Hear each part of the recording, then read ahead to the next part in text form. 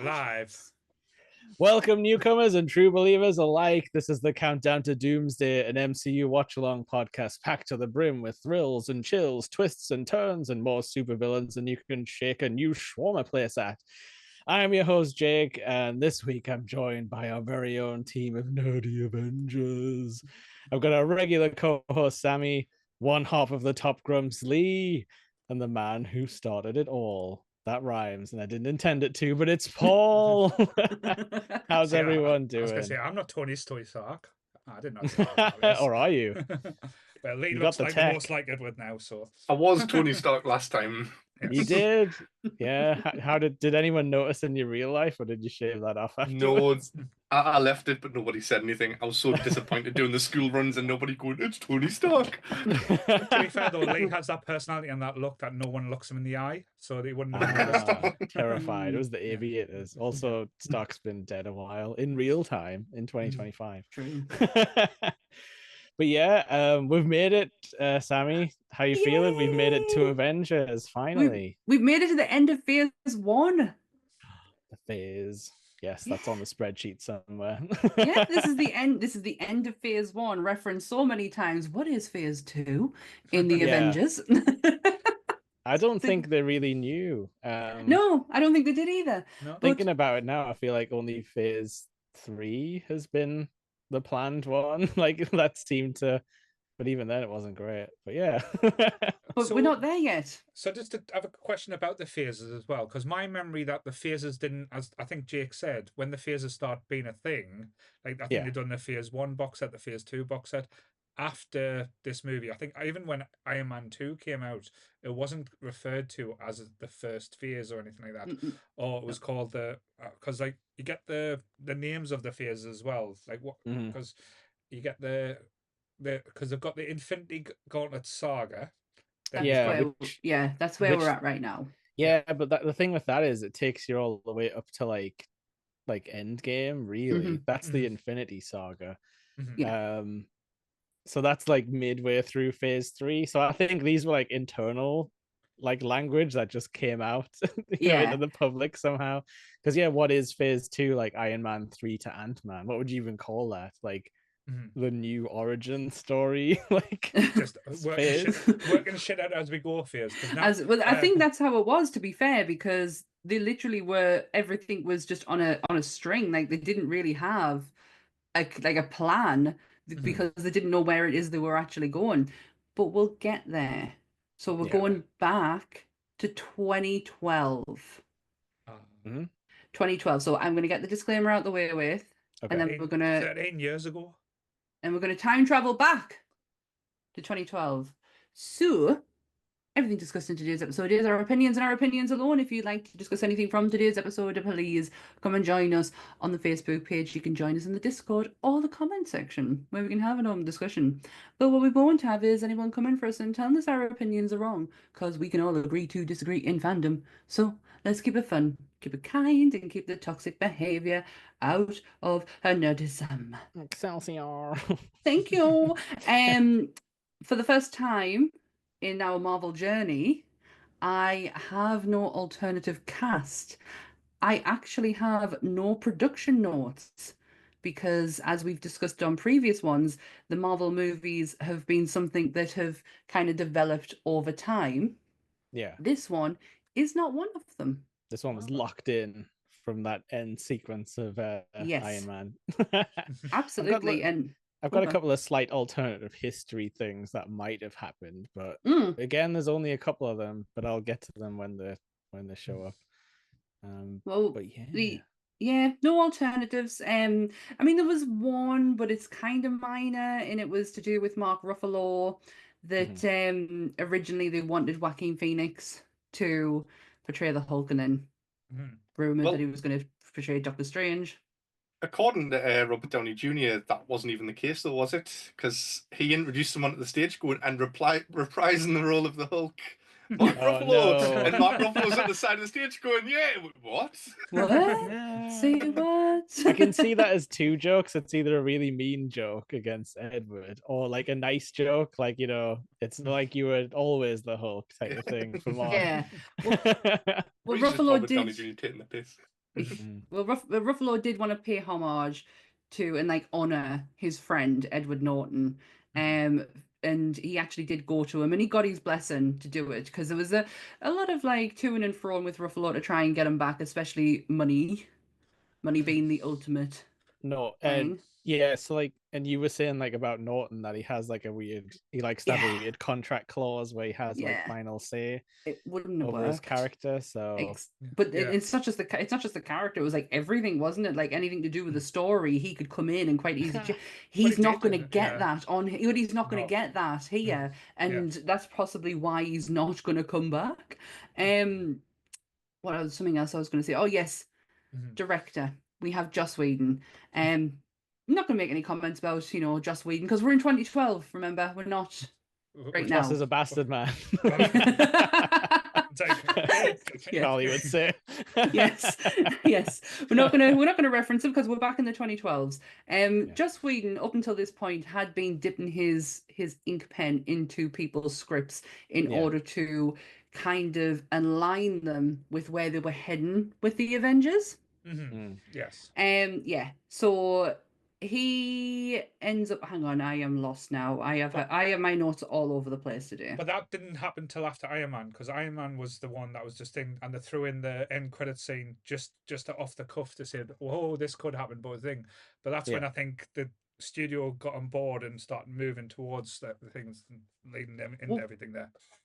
The studio is a bit of a mess. Because you've got the acquisition, the big loan that they got.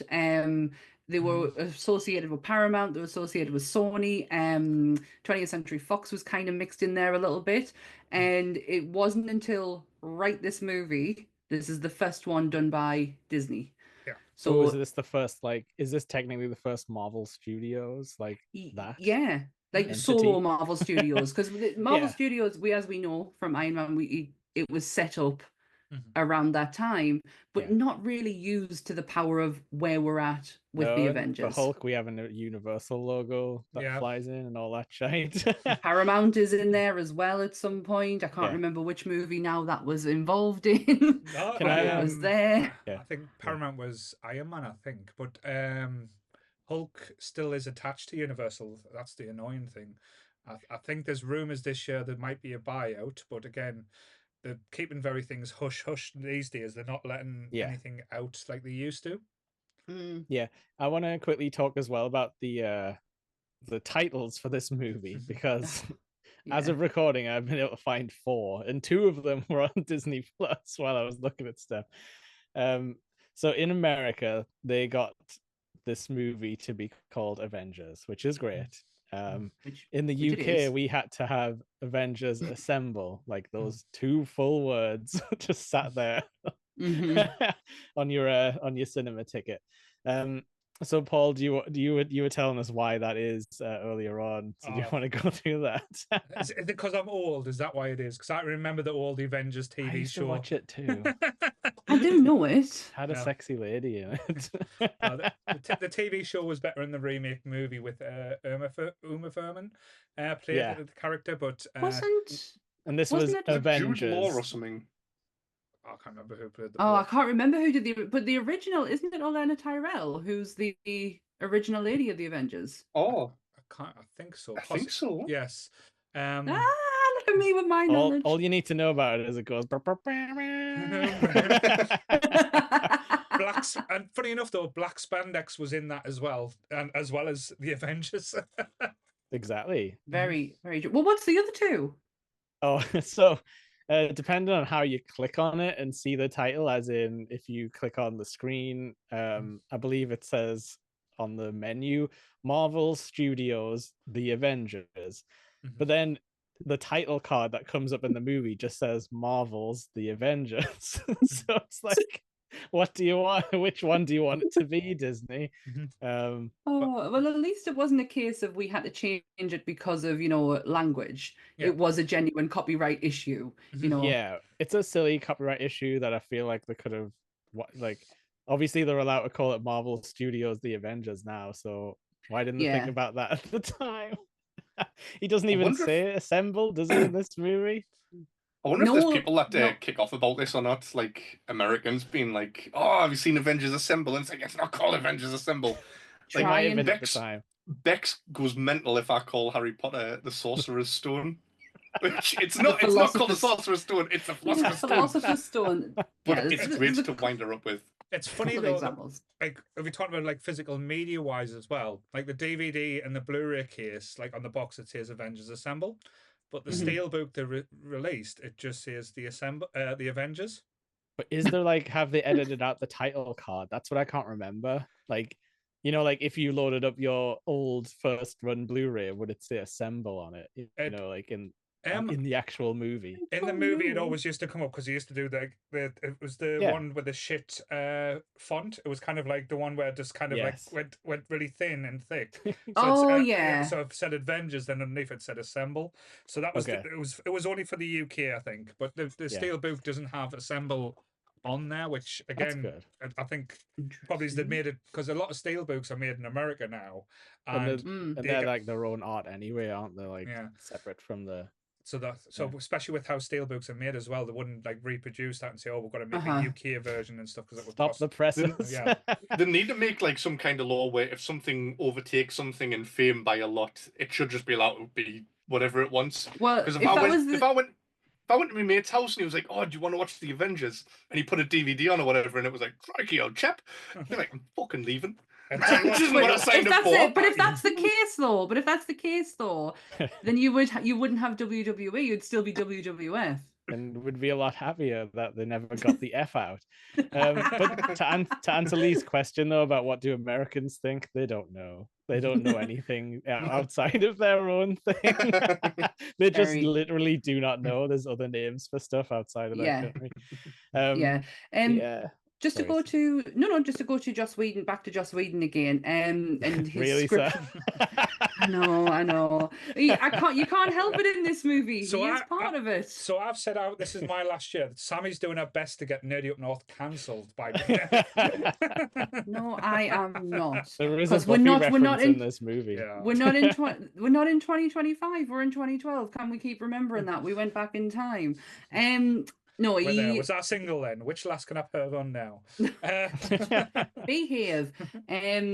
So the original script for this movie did have Ant-Man and the Wasp in. Yes. But they were. Did it have Ant-Man? I know Wasp was in.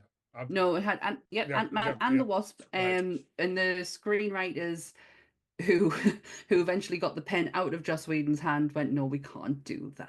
Not yet. We have plans." Comic books. It's because he obviously wanted. His influence of this is from the 1960s Avengers, so he kind of wanted to honor that and honor the people who were actually in it.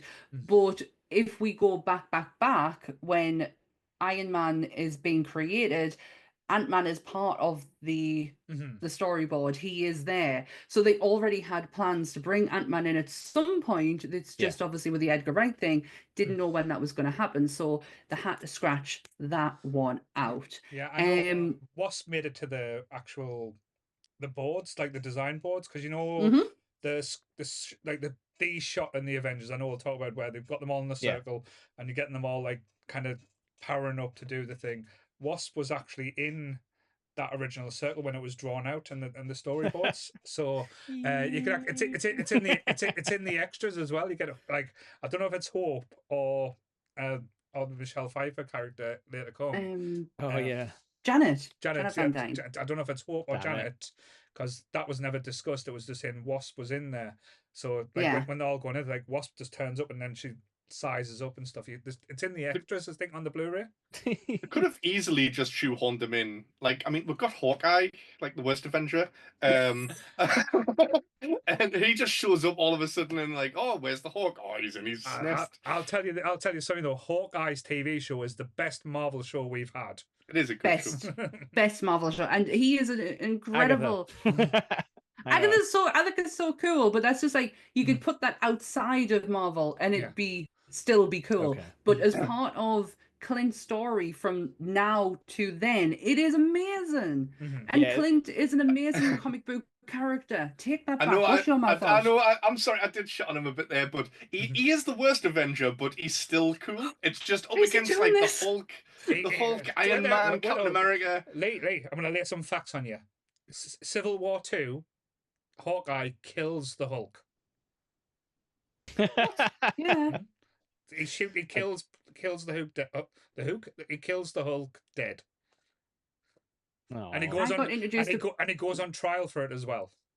I got introduced to Barton through Old Man Logan, and he is a dick in that, but he plays Dick very, very well. I'll give Barton a chance, Lee. He's absolutely brilliant. Fun fact, the character is ambidextrous. It would have to be. Same as me. Got it all, hasn't he? We're there. Yeah. Is Sammy saying that's just Kate Bishop now? Fuck off. No, when I was younger, I had to learn to write with my left and right hand. Had to. So I have a bit of ambidextrousness. So answer, lucky boy. Well done. It's amazing though. I can't pick these. You know you know the mug that I got him for Christmas. The One Piece one. Yeah. I can't pick it up with my left hand. I don't know why. Is it like Thor's hammer now? It's like, I will not. You're not worthy. It's like a Lovecraftian object. Yeah, like, it really is. I can't something with my. I just can't pick it up with my left hand. How can I understand you? Then you just like throw it away. Yeah. And he was also trained by an Olympian in order to prepare for this role. Hawkeye. I mean, Jeremy Renner is, I think, a very underrated Avenger. But that's just my opinion. Lee, you can think what you want, and I don't mean that in a nasty way. I do love Hawkeye. He is really cool. It's just he is like he's not up there with the rest of the guys. He is just a guy with a bow. He gets compared to Superhuman. Yeah, but he gets like amazing showing in this. Like they're just like, oh look, he's doing this, he's doing that. Like and everyone's exploding. Like they do their best to try and elevate him up there. It's like he's you'll know this. He's the Krillin of the group. He's got the skills to keep up with the others, but he's not like the universal level threat. But he's not guy. as nice as Krillin. But yeah, okay. He's a human playing with super people. Yeah. Well, we talked before we came on about how this was a potential flop, that Marvel thought this could potentially. Which is crazy, by the way. Be further from the truth. This is the first movie to gross over 1 billion worldwide. It surpassed The Dark Knight in highest grossing comic book film of all time. And on its release, it was the third highest grossing film worldwide. So you had Avatar, Titanic, and The Avengers.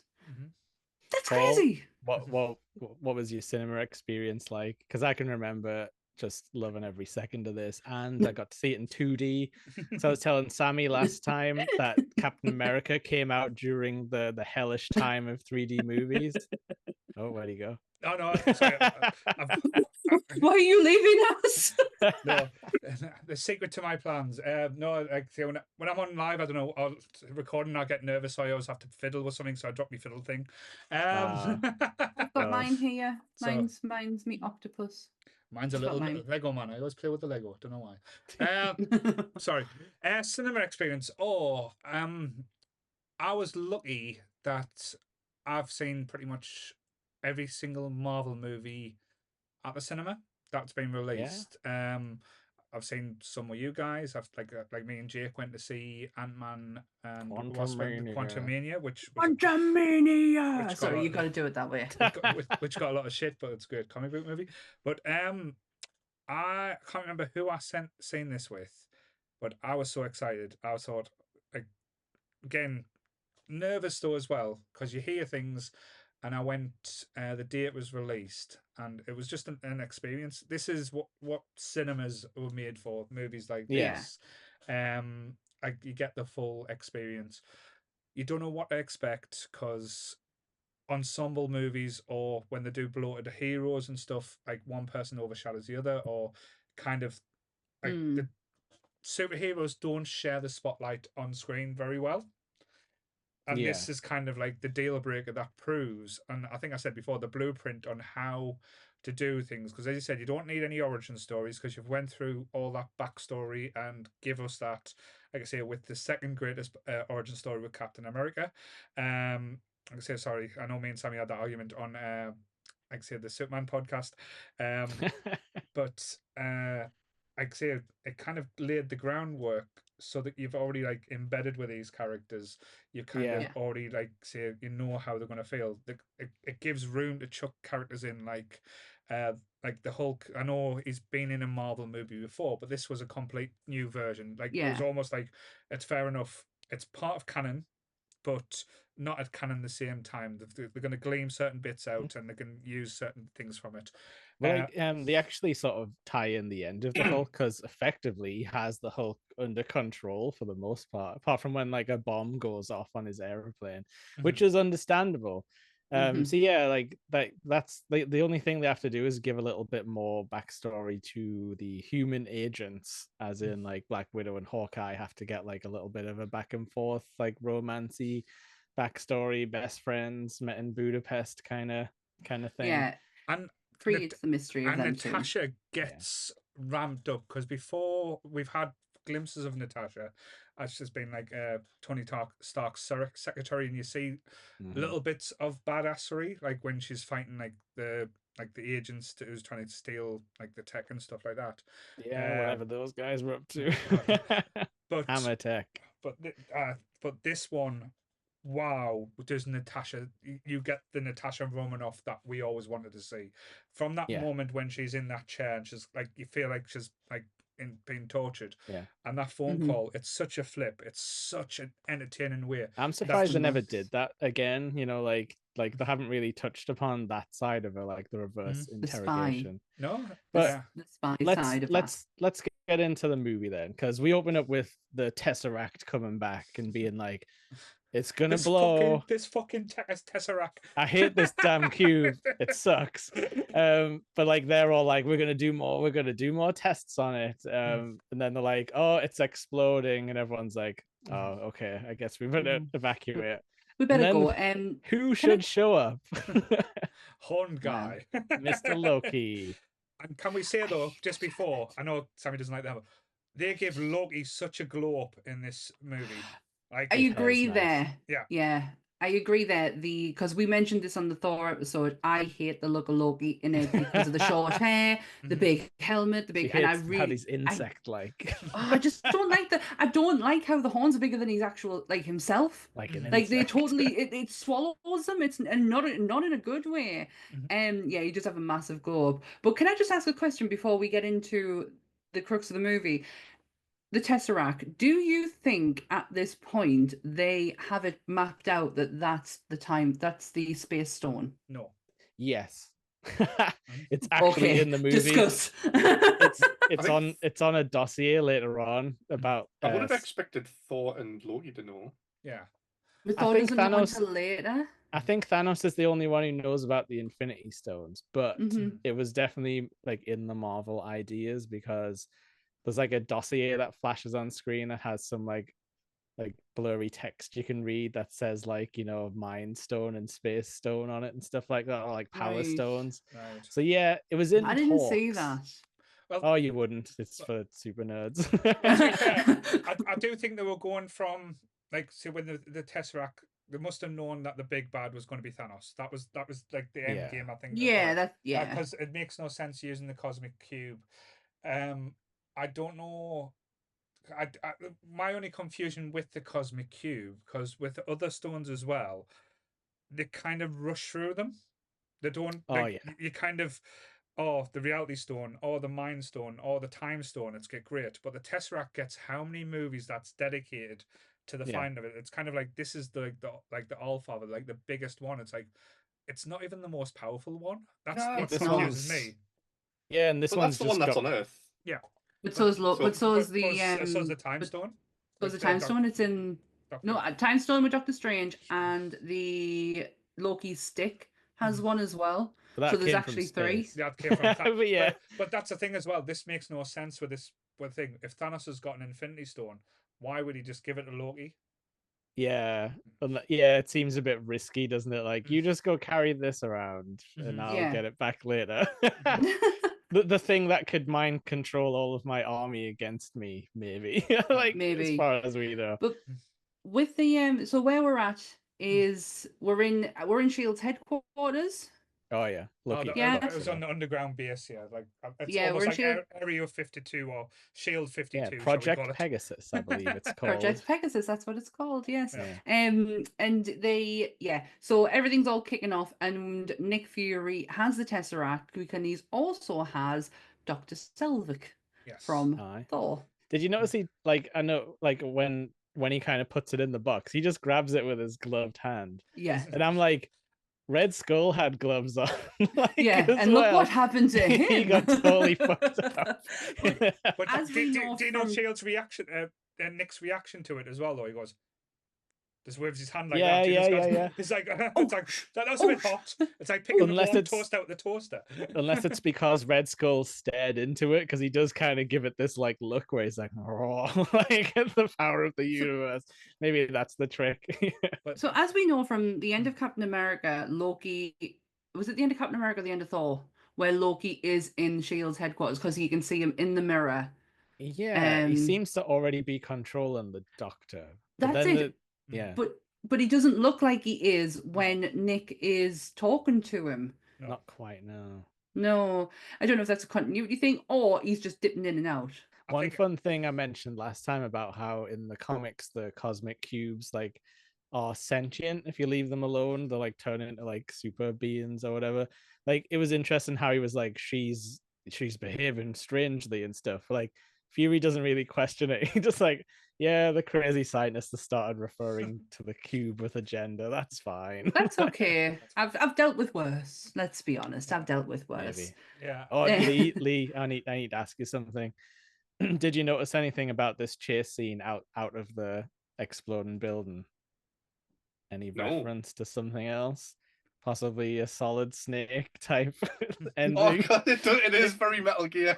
Yeah, like the Jeep chase out of the tunnel with like the pillars going past and people shooting each other. It's just totally the end of Metal Gear Solid. Oh, I didn't think of that, but it really is. The only reference I know to Metal Gear is just stealthiness. Just that's all I used to see, and it always just being ends stealthy with- around corners. Well, it always ends with the opposite of stealth and everything exploding.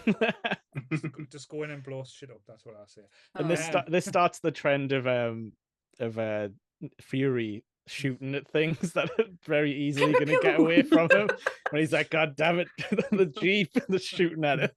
He does it to like planes later on. Yeah, the chase happens because Loki's gone in and stolen the Tesseract. Like, I'm just gonna take that. He does his little poink with his little stick. I think I don't want to gloss over like how amazing Loki's entrance was as well. Like this could have been just like I'm appearing to basically pick it up, but he, like the whole Tesseract kicking off, and I love the speech that is it Selvig or Selvig or Hawkeye that says it's like I think it's maybe Hawkeye says it's a door, we don't know who's answering, like this is just who's trying to open it on the other side, and then then it kind of opens up and we'll find out Loki's bulletproof, which is amazing. I mean, he is a god. I know, but like there's gods, but he still has like reactions, like he's got to fight Iron Man and stuff like that. But is it really Loki who's there in that moment? That's the trickster side of it, because he can create different versions of him, and it I think this was full-blooded Loki, to be fair. Probably was. I'm just really grabbing at straws. Also, a point to Hawkeye when like Loki just kills all them people and then stops Hawkeye, and he's just like, "Oh, here, Lee disapproves of you, but I think you've got it in you. You've got some heart." Yeah, and then he friggin' shoots Nick Fury in the chest immediately. But he just pulls the bullet out of his Kevlar vest. Because it's Nick Fury. That's why. Because of course he's got a backup plan in case he gets shot. You know. Yeah, and Samuel L. Jackson has an ironclad 9 movie contract. Oh, so once that ran out, that's why they just shoot him a bit in like Secret Wars or whatever. Pretty much. Then we get introduced to Maria Hill. Oh yeah, Kobe Smulders, love the woman. Robin Shabelsky. Oh, God, do you want to know how she got the role? Do you not think that is a bit of a waste of time? Phase 2. Do you want to know how? no, I love Kobe. You like her character from a different show. That's not the same thing. I do. She will always and forever be Robin Sparkles. Exactly. But how she got the role actually is related to How I Met Your Mother. Alison Hannigan is a very good friend of Joss Whedon's and said, "Do you know who'd be really good in one of your Marvel movies? Kobe Smulders." And so we went, "Do you know what? She absolutely will," and that's how she got the role of Maria While Hill. we're on this subject, you know, there's that little running throwaway line where Phil's talking about dating a cellist. She's the girl from Angel who comes back from like the demon world. I can't remember her name, but like, you know, another one in Agents of Shield. It turns out it's that actor, you know, like from Buffy and Angel.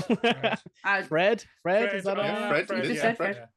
Yeah. While we're on that subject. I didn't know that, but yeah, it was Alison Hannigan who got. But I don't mind Maria Hill.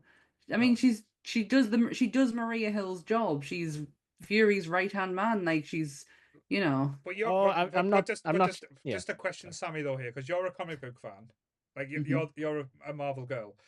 Is the Maria Hill we saw in this movie, or even later on down the line with the any other things? Is that the same Maria Hill? Maria Hill's a bitch. Yes. and she doesn't put up with even Fury shit. No, Maria Hill is in comic book accuracy. Maria Hill is an absolute bitch. She's not the nicest of people. She's incredibly cutthroat, ambitious to the like. As you said. Very. So maybe I just like the tamer version of Maria Hill, like just the calm version. Sam likes everyone to be friends, you know, in the superhero movies.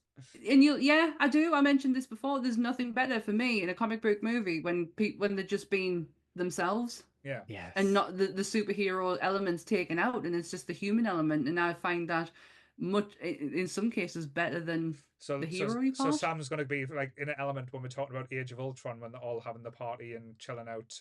Well, it's very telling that that's the only thing people remember about that movie. I love it. So like this is Spider-Man. Ultron Lizard King. He is. Oh yeah, he is. I can't get into Ultron now. I've got wrong feelings about Ultron. It's not out yet. It's 2000 when. We're in 2012. Don't worry. We don't know about Age of Ultron. Yeah, sorry. Age of what? I know about Ultron. That's the problem. The real one. But yeah, so now we get my favorite part of any team up movie: the go find everyone part. This is where we get like the Hulk in India. It's but this is also, we quickly get, like Paul was saying, the scene with the Russians. This is, I need to do my wrestle move update because she does a rolling senton to break the chair she's tied to, and then she does an amazing front drop kick into a kip up straight after, and then a hurricanrana. That kip up is amazing. Like how fucking smooth and violent at the same time. Because it's on concrete, so it's all like proper hard ground. So here I like slap back onto it. It's great. If that's actually a stunt person doing that move way, I think it would have been. Yeah, it's a wrestler clearly. She had the same stunt person from Iron Man 2 right the way up to Endgame. She kept the same one. So whoever that lady is now, we'll find out at some point. We salute you.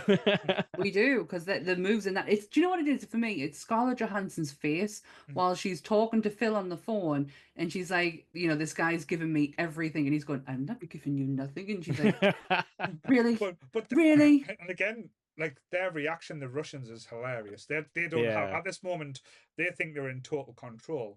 They haven't got a fucking clue. It's just the way he goes back to get the phone as well. Like afterwards, when she's like, "I'll put you on hold," and he's like, "Can I?" Yeah, but it's nuts him. It's very foreshadowing of something that happens later on. So it kind of is giving you a hint of how good Natasha actually is at this type of thing. But no, she finds out. But again, I'm totally on board with what you're saying there, Sammy, as well. It just proves as well when it comes to interrogation scenes, you don't have to be the person that's been that's doing the interrogation to be in control. And again, it flips the script because I don't think we've ever seen that before. But it's nice to know that they're immediately telling us up front, like, this person's not in trouble. No. Like they do the same with Hawkeye when they're like, he can hit anything with his arrow. He's not in trouble. You don't have to worry about these two on the field of battle. Just because these two don't have the superpowers, this is what they bring to the table. So it never don't comes panic. up really. There's like one moment. There's one moment where Cap's like, "Can you guys hold these off?" And Hawkeye's like, "I would love nothing more." And that's it. Like there's never any like, "You're just a human," like, wait, like type of stuff. It's great though, because like it wouldn't have worked as well as you said if Natasha was the cold bitch that was like the murderer. But you see two very human moments with Natasha, like not with Clint, where when she goes, as I said, the bit where Jake's just said to go and find the other people, where Mark Ruffalo's Bruce Banner scares her and you see actual fear in her eyes. That is brilliant. And the bit where when the Hulk actually first comes out and seeing how fucking scared Natasha is. When she's cowering in the corner. Yeah. It's awful. Yeah. But she's still trying to be strong at the same time. It's such a weird combination to see her in. There is another moment of humanity in her when she finds out Barton's compromised. And her whole demeanor just completely changes. It's between heartbreak and anger because it's like she doesn't know all the details. It's like, shit, what's happened to my friend? And also, shit, what has just happened? Like, what the fuck? Where do I need to go for this? We go to India when Natasha goes to enlist Dr. Bruce Banner. I love this scene as well. I love this scene. There is one line in it that I love, and it's so simple and it's nothing special, but it's when she says, "We never lost track of you, Dr. Banner." Yeah, we've actually kept some interesting parties off your tail type thing. I noticed something that I haven't seen anyone else talk about, which I was surprised that the new Rockstar guys didn't have it on their like Easter egg breakdown. There's a part where he's like, oh, like she says, like, oh, we don't always like get what we want, and he's like, oh, I never get what I want. Like he pushes a baby sort of like a cot, like a swinging cot, and I'm like, are they saying that Hulk he wanted to settle down and have kids? Like they never really mentioned that again until like way later, but like it's amazing they were like hinting at it back then. It's just a subtle thing. He just sort of pushes it and like no one says anything about it, but... It is, and it does get played on later on, but it's not written in the best way. But we will get to that when we get to that. Should have been because Betty I got a lot of things to say on it. But yeah, we get Natasha enlisting Bruce in India. We get Nick finding Steve Rogers where we kind of left him with his punching bag and his thoughts and his memories. And I love Cap's attitude in this though, because he's like he's pissed. So angry. And it's like, and it's like him just trying to like reconcile everything. But I love how like he like stands up for himself and he's like just like, you should have left it in the ocean type of thing, just walking off and stuff. And I'm like, hell yeah, Steve, don't be a little lapdog, like immediately. Yeah. Why is he in such a bad mood? He's had the best lie-in ever. Well, maybe he didn't want to get out of it. Like, I wouldn't want to be. Imagine waking up. He lost his dame, though, Lee. Yeah, he lost Peggy. But imagine, though, as you said, waking up a man, the soldier out of time, I keep on referring to, it must be heartbreaking that everything you've known is completely different. Even switching on a TV is completely different compared to probably even if they had TVs back then, like a dial type thing instead of like the remotes. Like using mobile phones would have been like even the concept of mobile phones would have been terrifying. I'll say it now in case I like forget it later, but he has my favorite line in the movie where like Tony's telling him to look in that box thing and he's like, it seems to run on some kind of electricity. I just love that because he's like accepted his place as like he's never gonna know this. He's not gonna know. He's like, talk to me like I'm human. The Cap has a lot of my favorite lines in this, and it's because we haven't left Captain Steve Rogers yet. Like No. he's not who he is later on, where he is kind of adapting to life. He's still kind of stuck between where he was and where he is. He's still So he's still the soldier in this movie. Yeah. That's the thing, But he wants a job, Oh, doesn't he? Like he's got nothing to do. He needs something to do. Yeah. He needs something to do because he's getting bored. And then punching bags are just, they run out eventually. Then you've got I'm sure you can punch Lee. I'm sure you can punch Lee a little bit. Lee will like it. I mean, man in the bag. But then we have Agent Phil Coulson, love the guy, going to get Tony Stark. And Tony's Tony in the Tony Tower. As I kept calling it, even though it clearly is Stark Tony Tower. Stark is absolutely relentless in this movie with the Joss Whedon humor. It was almost a little too much in some scenes, especially this one. Yeah. But I love it when he's like, "Why is he Phil?" Like, there's one moment later on where he taps Thor's arm. It makes me cringe. It's not even that big of a deal, but it's the way his hand when goes he's like, quite limp and he taps. When he's like, "Nice work, Point Break" or whatever. Yeah. You got a mean swing, and his arm goes kind of limp, and it's like, "Ooh, stop." I feel a bit sorry for Thor in this movie as well, because when you look at him now compared to Thor back then, he's not as massive. Like, let's put it, like, say he's not been on the he's been on like his exercise regime changed a lot. he got introduced to some hormones, definitely. There was some injections going in some backsides, I'm sure of it, to get them testosterone. Hey, we're about to start a wrestling podcast. We kind of have to be pro steroid because it makes wrestling even better. The introduction of Thor in this movie needed a little bit extra as well. Like, they just needed Loki to be like, "Brother, your eyebrows have changed." This is you know what they do? They really did him dirty in that one. Because them eyebrows are horrific, and we mentioned it on the Thor episode how terrible them eyebrows are. I still don't really notice. I'm too colorblind to care about that. They're so bad. You lose his face completely. Like, it looks so strange. But we're in Stark Tower at the moment with Tony giving an explanation on Stark Tower and the natural resources that is powering it. Energy. You get. I was talking to Anth about this before we came on, because up until now, the least favorite of Iron Man suits that I've seen is from Iron Man 2. I didn't like the bulky one. Or the segmented one that came out of the briefcase because it looks like an insect. It's so weird. But I'm gonna get Sammy's fear of insects in every episode. It's the ants, man.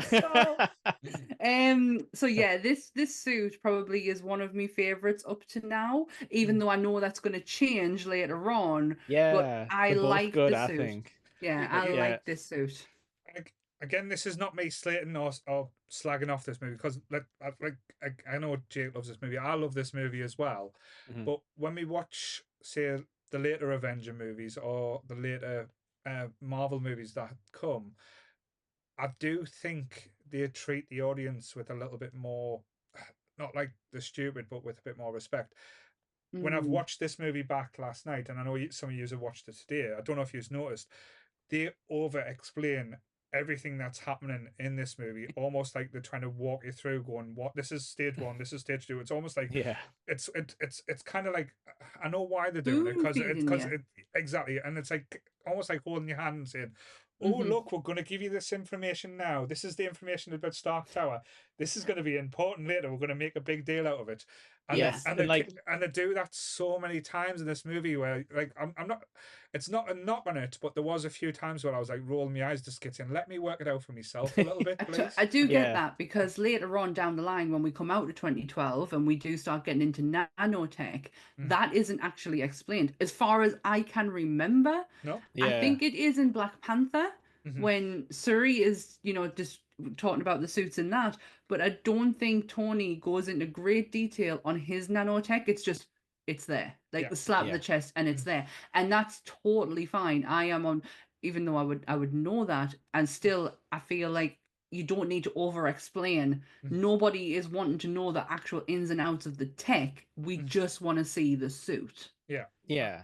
And like this is the part where they literally do go like, remember, I wasn't allowed in the Avengers because of all these reasons from the after the credits scene.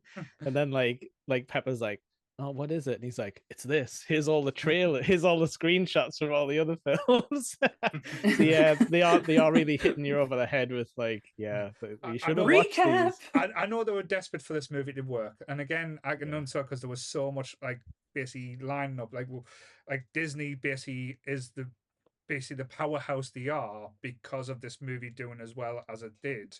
Oh, absolutely. Like it gave them the foundation to go and buy out, like say, buy back some of its things from Fox. It was able for them to do the deal with Sony to get a certain web slinger back.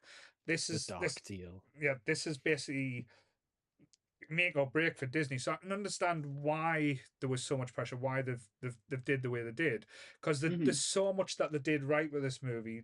Don't get us wrong, like no one, like I know Endgame and Infinity War were special movies and worked differently to this one because of what we were leading up to.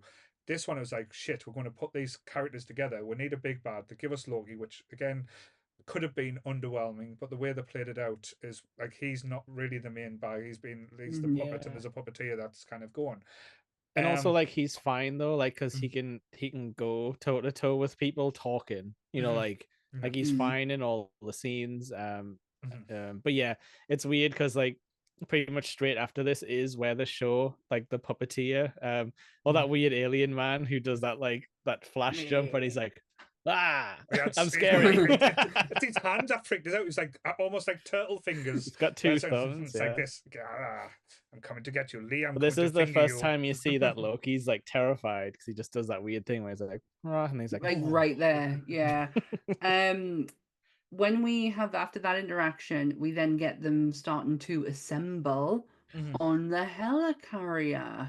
Yeah, and we have Bruce. That was a moment. Yeah, that was a real moment. But before that, we actually have Steve Rogers in the plane getting taken to the helicarrier, and this is where they give you a little explanation as to how the Hulk became the Hulk. Now, I have the worst memory in the world, and if I don't go back and look at my notes, I won't know if this is what was actually said when we did the Hulk episode.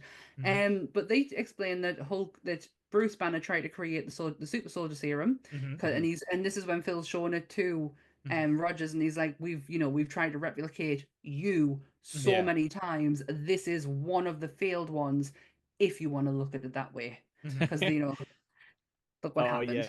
And like he's like, it didn't work out for him, and then like this is where you get Phil being a proper little nerd. This is how Sam would like react to Shimoto being like, I watched you sleeping. I mean, while you were frozen. I mean, I saw you on the ice. I saw you when you were unconscious. This is not sounding great. Sam's good. I saw you when you were really hard. I mean, hard on ice. Yeah. I mean, in the ice. You're on the ice. I actually saw your shield in real life. Oh, and how cute! How cute is he? What I thought you were talking about before when you were like saying then Agent Coulson, because you were talking about Captain America. But he is such a little fangirl, and especially with like they're vintage, you know. Lee saw some trading cards. But he was like, and he's also like, we've made some modifications to the suit, like with my inputs. Oh my god, I absolutely love this line when he says, isn't the All Stars and Stripes just a bit, not the thing? And he went, listen, with what's about to happen or could happen. Maybe an bit of old-fashioned is what we need right now. Yeah. And that I love that line so much. The writing in the lines in this, delivery aside, that they are absolutely phenomenal. But yeah, then this is when we get onto the helicarrier, and this is where we get Bruce Banner. You've just made us think of something as well, because I don't want to leave. I don't want to leave Phil just tonight, because I think Phil deserves a little bit more as well. Because when we were discussing before we start talking about the movie about the phases, I do think we should name this the Phil phase. Phase 1. True. Yeah, he's the one who he's there most of the time. Like his first name's Agent. This is why Lee's on for, by the way, people. Keeps us right. Yeah, I like that. The Phil phase. Because Phil's there when, in Mexico with the hammer. He's there. He has to put up with a lot of shit from Tony. Yeah. And then, what happens later on I guess happens. since we're talking about him, he should have not died in this movie, is what I want to say. Because they made a mistake there, yeah. It wasn't, because obviously, like, people are always like, oh, he's overused and stuff. He's never been overused, like, yet. They could have had him going, and I think he would have made people smile in moments where they were sort of a bit bored, going forward. Like, they had to put in like the friggin' Hobbit in one of them to be a little agent man when it could have been Phil. It could have been Phil. They could have used him and utilized him as a very easy go between, like, especially to like bridge characters as well, because Phil has been around everyone, but they did that character a complete disservice. If you're gonna kill him, kill him. Agents of S.H.I.E.L.D. because he came back for That Agents. confuses me so much, because things from there are now in the MCU, aren't they? No, they're not. Like, they've been pulled out and taken out, and it never happened. Was Daredevil not crossing over with that sort of? They have. They've explained it now. Multiverse. Fair enough. Simple answer to everything, isn't it? So the Daredevil that was in No Way Home is a different Daredevil to... Yeah, because certain events did happen in the multiverses and stuff. Because in Daredevil, they refer to the Battle of New York. Yes. And then in Agents of S.H.I.E.L.D., they had one of the Lady Sith do an appearance, because they couldn't get any of the big names. But what they are trying to do now, because originally they were going to take Agents of S.H.I.E.L.D. out of canon, because they're going to redo the Inhumans and stuff apparently down the lines, but it's going to be explained because of the multiverse. So the Daredevil we've got now is a version, but is not the Netflix version, because that was the multiverse or something like that. It's going to really F me off if they do that and don't go into the Terrigen side of it, because they've completely, and I'm going to swear now, I've tried not to swear on this podcast, but they completely fucked over Kamala Khan's origin story, original origin story. What do you mean, Sammy? So to go back and then add it in later will really annoy us. Just give the Inhumans, I love them. I love Medusa, I love Black Bolt. Give them a bit of a wide berth for now, so I can, like, that bad taste can leave my mouth. All I'm going to say is Secret Wars. That's Phil's coming back. Phil's coming back for Secret Wars. You heard it here first. I love Kamala Khan in this, though, mind. Well, not in this film, not but, in this in movie. The but Miss Marvel was my favorite TV show of really? all of the MCU shows. It's fun. It was different. It was fun. There was a lot of twists and turns. Don't get us wrong, I get the whole mutant side. I do. I understand, because to go down the Terrigen Mist and the Inhuman style is it's gonna take a lot of explaining, and you've already trying to explain this unique character's powers. I kind of guessed it's in a simplified version. But yeah, let's go back. Am I the only one who watched all of Agents of S.H.I.E.L.D.? I did. I've got to a certain thing. I got up to Ghost Rider. Kyle MacLachlan shows up and turns into a Jekyll and Hyde monster. Kyle MacLachlan was actually great in it, and to be honest, it wasn't terrible. That's his secret. it just got messy, and like it started to come out of the MCU, and it was. It didn't have enough Marvel characters in. It had Ghost Rider for a bit. Was about it. Yeah, and they're trying to create one episode and was just like. Yeah, I get it. It was a hard one to persevere with. But so don't, because it's deleted now. Exactly, it's gone. We don't need to know about it. I love this moment with, like, Steve on the helicarrier, though, because he's nice to Banner and he doesn't talk about Hulk one tiny bit, and it really puts Banner off guard when he's like, oh, you can find the cube. That's all I care about. And he's like, huh, somebody does like me. It felt like, and it. If you don't get what you get later on with Bruce, that moment there just felt like Bruce was like, oh shit, he doesn't want to talk about that part. Like that's really important. Like that's like part of me. Like it's almost like he's not mad that he was trying to like recreate the serum or anything. Like, he just doesn't. No? He just treats him nicely. It's like it's already setting the groundwork for Civil War as well by showing the contrast between Steve and Tony. Like Tony coming in, be like, oh, I love the way you turn into a green rage monster. And pokes him with an electric stick and that. There's a lot that I saw today that is actually etches out Civil War right the way through this film, and you don't even realize it. You would never realize it at the time, given that you don't know that's where they're gonna go down. And it's weird because it's like, say that you get the two characters in this movie, and by the time we get to Civil War, which is basically just the Avengers, like a side quest, but it's basically the two characters at this point in the where they are in the movies have completely flipped this perspective, and it's an interesting take. A little bit, yeah. Like Steve's interesting in this one because, like I say, he starts off pissed off with everyone. When we're in a bit later on, he's sort of like, "Oh, just fucking do the mission. Like everyone, just shut up. Like just do the mission." Then they'll sort of talk him around. But next is for the weirdest part of the movie, which is the weird museum opera house scene where Loki comes out and, instead of kidnapping the guy, they use a magic eyeball transportation. Do they not know we're in Disney territory right now? And we're gonna, it's like ring, and that guy's like. Not one person stops like, excuse me, you shouldn't do that. Everyone runs away. Wouldn't you if someone like had a device that was going to like mush your eyeball? All just to get his retina. He just wants his retina scan as well. So like, sorry. I was going to say, I thought about it in my head. No, like I thought about it in my head, and I was like, okay, yes, they need that guy's eyeball to get in the door. They could have kidnapped him. And then I was like, yeah, but what if he wanted to get caught? He wanted to end up on like the world news, so the Avengers would come. And I'm like, the eyeball thing still doesn't make sense. Like someone had to develop the tech to hologram an eyeball from two locations if you have them turned on at the same time. They're there because they want to steal Iderum, which is the stabilizer to the Tesseract. Oh, gotcha. Yeah. They didn't have the rights to vibrate. Oh, not vibrate. Adamantium yet, did they? No, so that's not what that does. Iridium's the real thing. But yeah, that's what they wanted in order to stabilize the Tesseract. And this is where, look, I really do. For that scene aside, when he goes outside in front of the people, I love that scene. That's cool, is the it's the embodiment of Loki and what he wants. All he he's a guy who's got incredibly bad daddy issues, and he just wants to rule. It doesn't matter where it is. He just wants to be a ruler of something. He wants to mean something. He wants to be a middle manager. Yeah, exactly. He would be the worst manager at work. He wants the keys, the keys and the lanyards. He wants all that, man. Instead, he gets that really big horny hat, which is just awful. Can we talk about the fight scene though?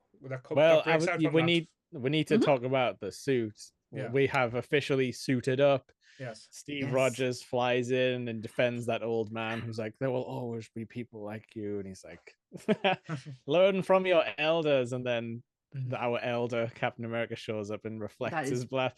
Like Loki gets beamed in the bean bags and falls on the floor. It's like, it's really once not again dignified. The writing in this is just absolutely superb. The script is fantastic because that moment is so perfectly timed with look to your elders, and then you've got 90-odd-year-old Steve Rogers coming in with a brand new suit on and his big shiny shield. It's awesome as well because he drops down. He's like, last time I was in Germany and there's a guy standing above everyone else. We didn't get on. And you see the people standing up like as he like goes past them. Like he's giving everyone like hope as he walks in. It's really cool. The thing that surprises about this initial fight scene as well is Cap kind of gets his ass handed to him by Loki. Yeah, he does, doesn't he? Until he does like that jump kick. Years. Yeah. Exactly, Lee. He'd be a bit stiff and all. But it's nice seeing that because I think my biggest argument has been like previously with Captain America that he's so overpowered. It's hard to see any risk or Cap's got this in the bag. It was nice to see Cap just like, oh shit, I haven't got this one. I might be fucked here. A little bit vulnerability because and it would be the case, you know, he is 70, he's been asleep for 70 years. And that's This an is his alien. first, and this is his first mission as well. And he's Yeah. up against a god. Mhm. Let's not forget that. This is not, you know, your regular Joe or your punching bag. This is an actual, you know, serious ass Asgardian god. Oh, so what does everyone think of this suit then? Because my hot take is this is the best Captain America suit, and it just gets worse from now on, and it never lives up to this. I'm not a fan of the helmet. That's the only Not a thing. fan of the helmet. The helmet. I would want a helmet if I was in war with aliens. No, I get that, but I saluted you as well. as long as you did the right salute, that's the thing. Exactly. It just feels a bit tight. The helmet, like I like the look of the stars and stripes. I think the suits never look better on him on this way, because that's the true Captain America. I know the suit in Winter Soldier is more realistic and more lifelike, but again, you don't always want realistic. Like that proves you in Wolverine and Deadpool when we got the yellow suit. That's not realistic. It would look ridiculous if he was like fighting in like all the time. But it looked amazing. Like it's weird when people say stuff like that, because it's like as if they think like the character in the comic books, like in world, doesn't realize they're wearing the suits. Like Captain America knows he's dressed up like an American flag. He's not sitting next to the army men going like, yes, we're all in uniform. You know, like, we're all wearing the same thing. Wolverine's suit as well. That's like bright so that people spot him and go, "Oh, let's get him!" And he's draws all the the tank, attention isn't to he? him. Like he's the tank of the team, where he wants the hits. Yeah, and he can like dish it out. And this is not my favorite suit. It's not to say I don't like this suit, but it's not my favorite.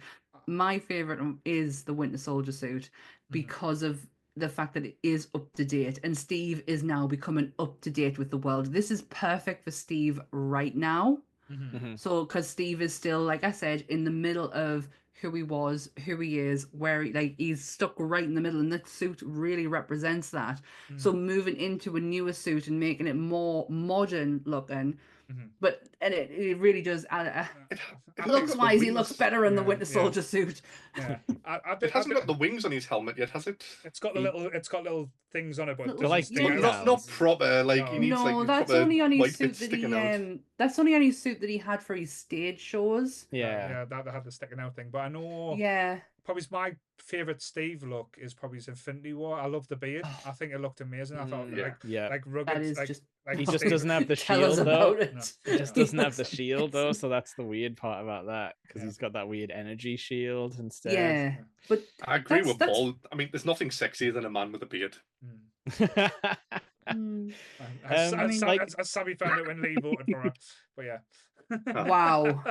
Thanks for bringing that up, Paul. I forgot about that. You know, we're trying to mend relationships here, and Paul's just bringing up old shit. But yeah, like down. It's fine. I think for me, like pretty much everyone's outfit in this movie in the final like fight scene is, to me, perfect, because I think it's just simple enough that it sort of evokes the classic like looks. And I think that from this point on, they go like too far on the lines and the pockets and like, you know, little tiny bits that like don't really have like a function and stuff, unless it's like, I don't know, like to get in the suit, it all comes apart and you sort of clip it together. But I don't know. I think like design does something. I know what you mean about the helmet. It's like a tad goofball, but like Captain America is a big goofball. I think so I like it. I think they rectify it off like near the end when he takes the helmet off. I think he looks really cool with actually he has like a hood though, doesn't he? Like you know, off his back. So is that under the helmet? Has he got like a little? He must do something to kind of like protect him. But he's very smushed. But he is very smushed in the face. It doesn't look right. It doesn't look like him anymore. It really like takes away from his face. But this is where we get go on, Lee. I was gonna say it's definitely better when he gets his helmet off, because I mean, even Ashley from Critical Role's like, oh my god, I would have that man's babies, and she's like probably just staring at him the whole time. I mean, he had just saved her life as well. It's so weird when she came on the screen. I was like, Ellie. So this is where I've got to drop my thing. There was deleted scenes where he would like go and meet her, like where he would go and go to her cafe and they had like little flirty bits and like that's the original Stan Lee cameo that got deleted. Is like he hears them talking, he turns around, he's like, "Get her number for God's sake," type of thing. It did seem like she should have had a bigger role because it paid so Yeah. much attention to her as well. It's with all these movies that they're dying to give Cap a love interest. It's like they've kind of like went, "Oh, Cap needs a bird and or needs a woman." Interested, man. He's like, he's got No, Peggy. he's He's got Peggy waiting for him. He was just waiting for time travel to be discovered. Exactly. He's playing the He He's long already game. had Sharon Star-Lord's Carter. grandma. Yeah. Yeah, like she shows up in Captain America randomly. I don't know if we mentioned it, but like this, I don't know if it is her. It can't be sure. Apparently, Do you know who it I'm is? sure they've confirmed it. But she was in the Star-Lord- 80s though. Like, isn't or is it in the? When is it? When is the Maybe second the 40s? Guardians thing? Is it the 60s or something? Yeah, it's the 60s. But Okay. it's Star-Lord's grandma that's Yeah. meant to have appeared at the show. Right, which is the same actress. Gotcha. Okay, that makes sense. Nothing Not really his makes sense. mum. No, not his mum. Yeah. I was going to say because his mum is I can't think of what her name is right now.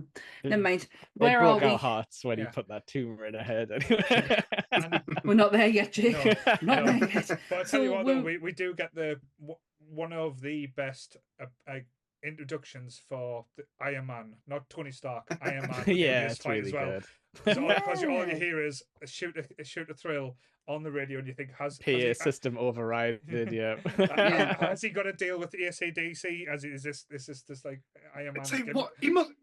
What's going through his head to plan that as well? And he's like flying over there and he's like, "Oh, do you know what would be really good?" And it's Yeah. like proper 13-year-old brain, like, if I'm like a wrestler and I've got a theme tune that comes on, like, you might as well have just put the Undertaker's theme bell, like, dung, and just showed up behind Loki. And then you're like, Romanoff, did you miss me? You and Chris would do this. This is something Yeah. you guys would do Would. on the way and be like, decide to hack into the PA system and Like, play a joke. like all these Germans, bless them, be terrified. Then they've got this American rock band, Australian rock band that's just going shoot a thrill, down a kill. they- Like, what the fuck's going on? I'm at like a gig or something now. And then like Paul says, he just like blasts Loki across the room and he's like, It's too yeah. easy. Yeah, it's too easy. Loki's taken too easy and put onto the aircraft along with Steve Rogers, Iron Man, and Natasha Romanoff. She's driving, I think. Yeah. She Random. is. Can we And- talk about the ego that would have had on and Tony for that? Like, just think, like Caps went one-on-one with Loki and barely like survived. He's just turned up and blasted, and Loki's giving away. Oh, And Tony would have been thinking his shit doesn't stink. Oh, he'd be thinking mine's a hell of a lot bigger than yours. He does go Um, captain when he goes down though, so he he's not does, but he's- immediately being hostile. But there's something straight away with between them two. Yeah. That and it's so weird because Steve knew his dad. Why wouldn't he kind of? It's like he gets an instant dislike for him the minute he starts talking. Yeah, And I But don't. he starts poking at him like in this next bit when he's kind of like, what's your deal, Pilates? And he's like, what? He's What? Like, he doesn't, and he's like, "Oh, you've got so much to." And I think that helps. Like, I think that's when you like Steve would have like thought about it and went, "You know what? Maybe he's right on that aspect, and maybe I should start like taking a note of shit of like stuff I've missed." So Yeah. I say Tony helped him with the list. with his little list, yeah. Yeah, he points Well, out. actually, I'm starting to think about this a bit more now. I haven't thought this before. Maybe Tony's trying to like have a bit of a dig at him anyway, thinking like, "Oh, this guy was friends with my dad. I never got to spend time with my dad, Yeah, but he's had Yeah. all of this That's like always been- happy that's- memories with him." Oh Yeah, yeah, that's Tony's always been- jealous as fuck. Yeah, but it's what happens anyway. You get like a room full of alpha males. They'll try and be dick. It's what happens when me and the top grumps get in the same room. I've got to beat them into submission straight away. Otherwise, the ego gets That too doesn't big. happen. What's the matter? You scared of lightning? I'm not quite fond of what follows. This Yes. is weird, like Thor just showing up out of nowhere. Especially when we were told he couldn't get back to Earth. But how with else Thor. do you get Thor here though? That's the thing. Yeah. I'm like, if you take that out, Dark how magic. does Thor? That's what he It says. would have to yeah. be because I don't understand how else he would get him there. And obviously, Loki's made himself known. He's not hiding. And last Thor saw, he was dead. Yeah, He true. So he wasn't dead. He disappeared, but like they presumed. No, but Oh yeah, but in Thor's Fell off the mind, he bridge. was dead. Yeah. They mourned Um, him. They said so. He did, and this is where you have your brother on brother talk, which they do brilliantly. Mhm. Their little back and forths are excellent because Thor is all brother come home, and he's like, well, I'm not really your brother, am I? You know me, you know who my dad is now, don't you? Like, oh, shut the fuck up, Loki. Like, he's like, regardless of who your dad was, he still wants you to come home. He still wants to be a family with you. Yeah. Who's Get your off your daddy high and what horse. does he do? Like, Don't get know off what your the high frost horse. giants do anymore. They're just left there on that crappy Just planet. really cold. I was just expecting Chris to basically tell us about, Chris Lee to give us information about Kindergarten Cop, to give us the, like, what did your daddy do, Chris? I mean, why do I keep calling you Chris now? Jesus. I'm the one who knows the most about Kindergarten Cop. Don't tell anyone anything else, but including that's involved in Silent Hill 2 in some way. There's a little tidbit for you.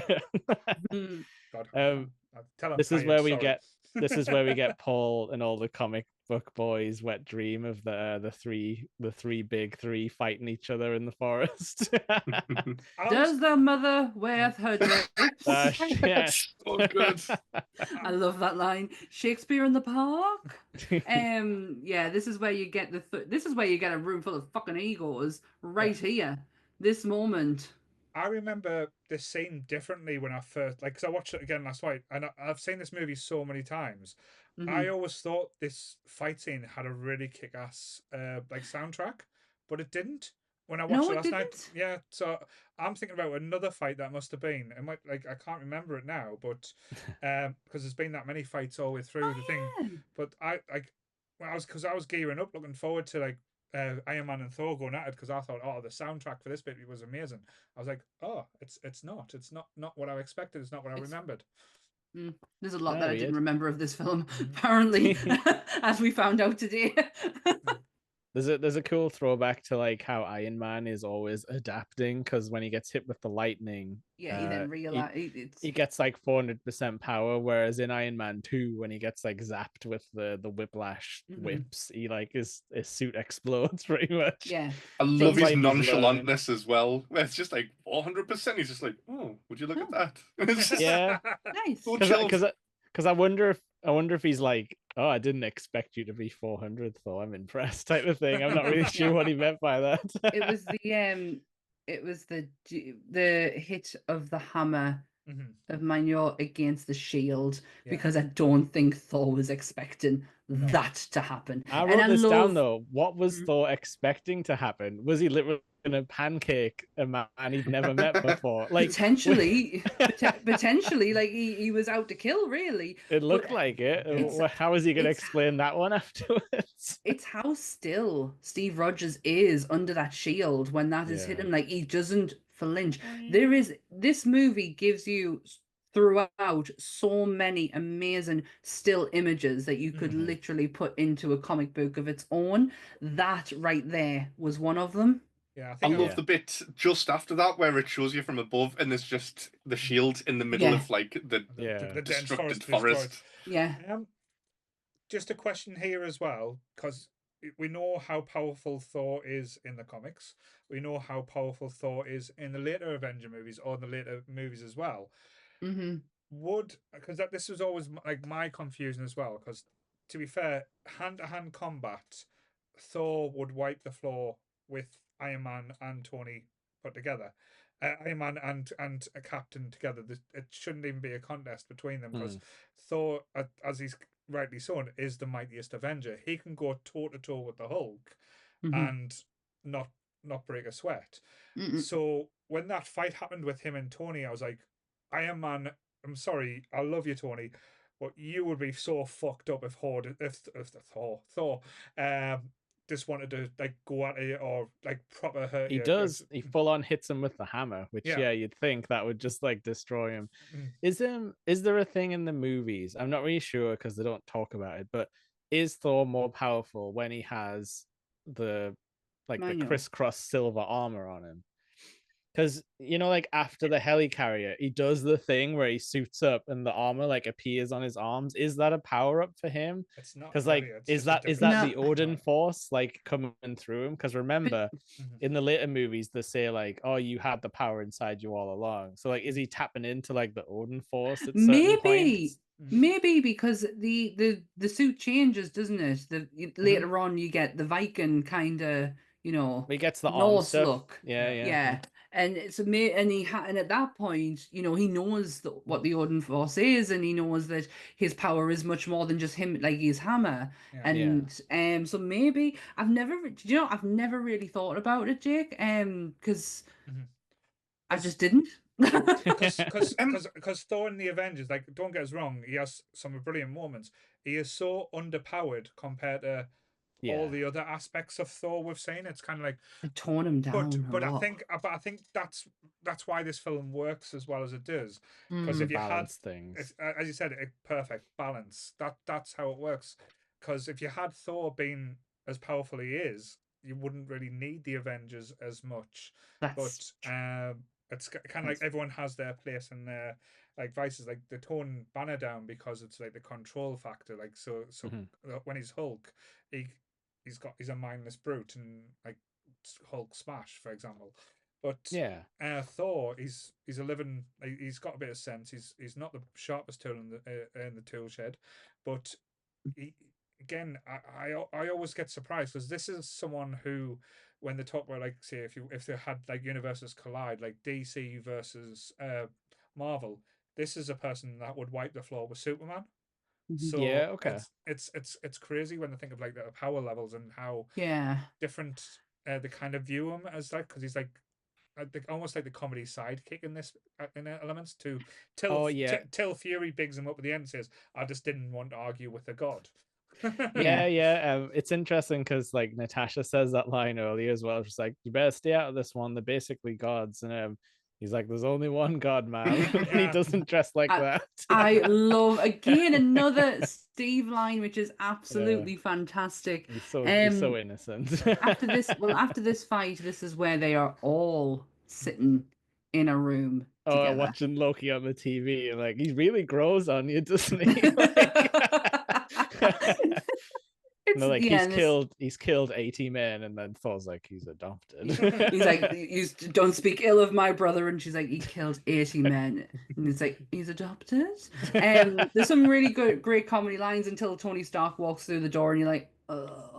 He's like, that man's playing Gallagher. Blah, blah, blah, blah, blah. I'm in the room. Look at me, I'm Tony Stark. I'm really smart, and you're not. Yeah, it is supposed to be a mini distraction as he puts his little virusy thingy. Yeah. But it doesn't mean it's not annoying. No, it's not. It doesn't. I think if Lee worked on the helicarrier, he would be playing Gallagher or some better video game. I'd go on and do what Tony Stark did and just be the comic relief and take the piss out of like the people and be like, "Oh, what's he doing? He's playing Gallagher." Would you be poking the Hulk with a sharp stick? Yes. He wants to see the Hulk. Do I come across like someone with common sense? You do get the bromance look from Tony to Bruce. As soon as he sees him, he's like, "Oh!" As soon as he talks about Kelvins, Bruce Banner, and it's that moment when they're in the lab together, and he kind of like moves the screen to one side, and he totally changes his demeanor, and he goes, "I heard about your accident.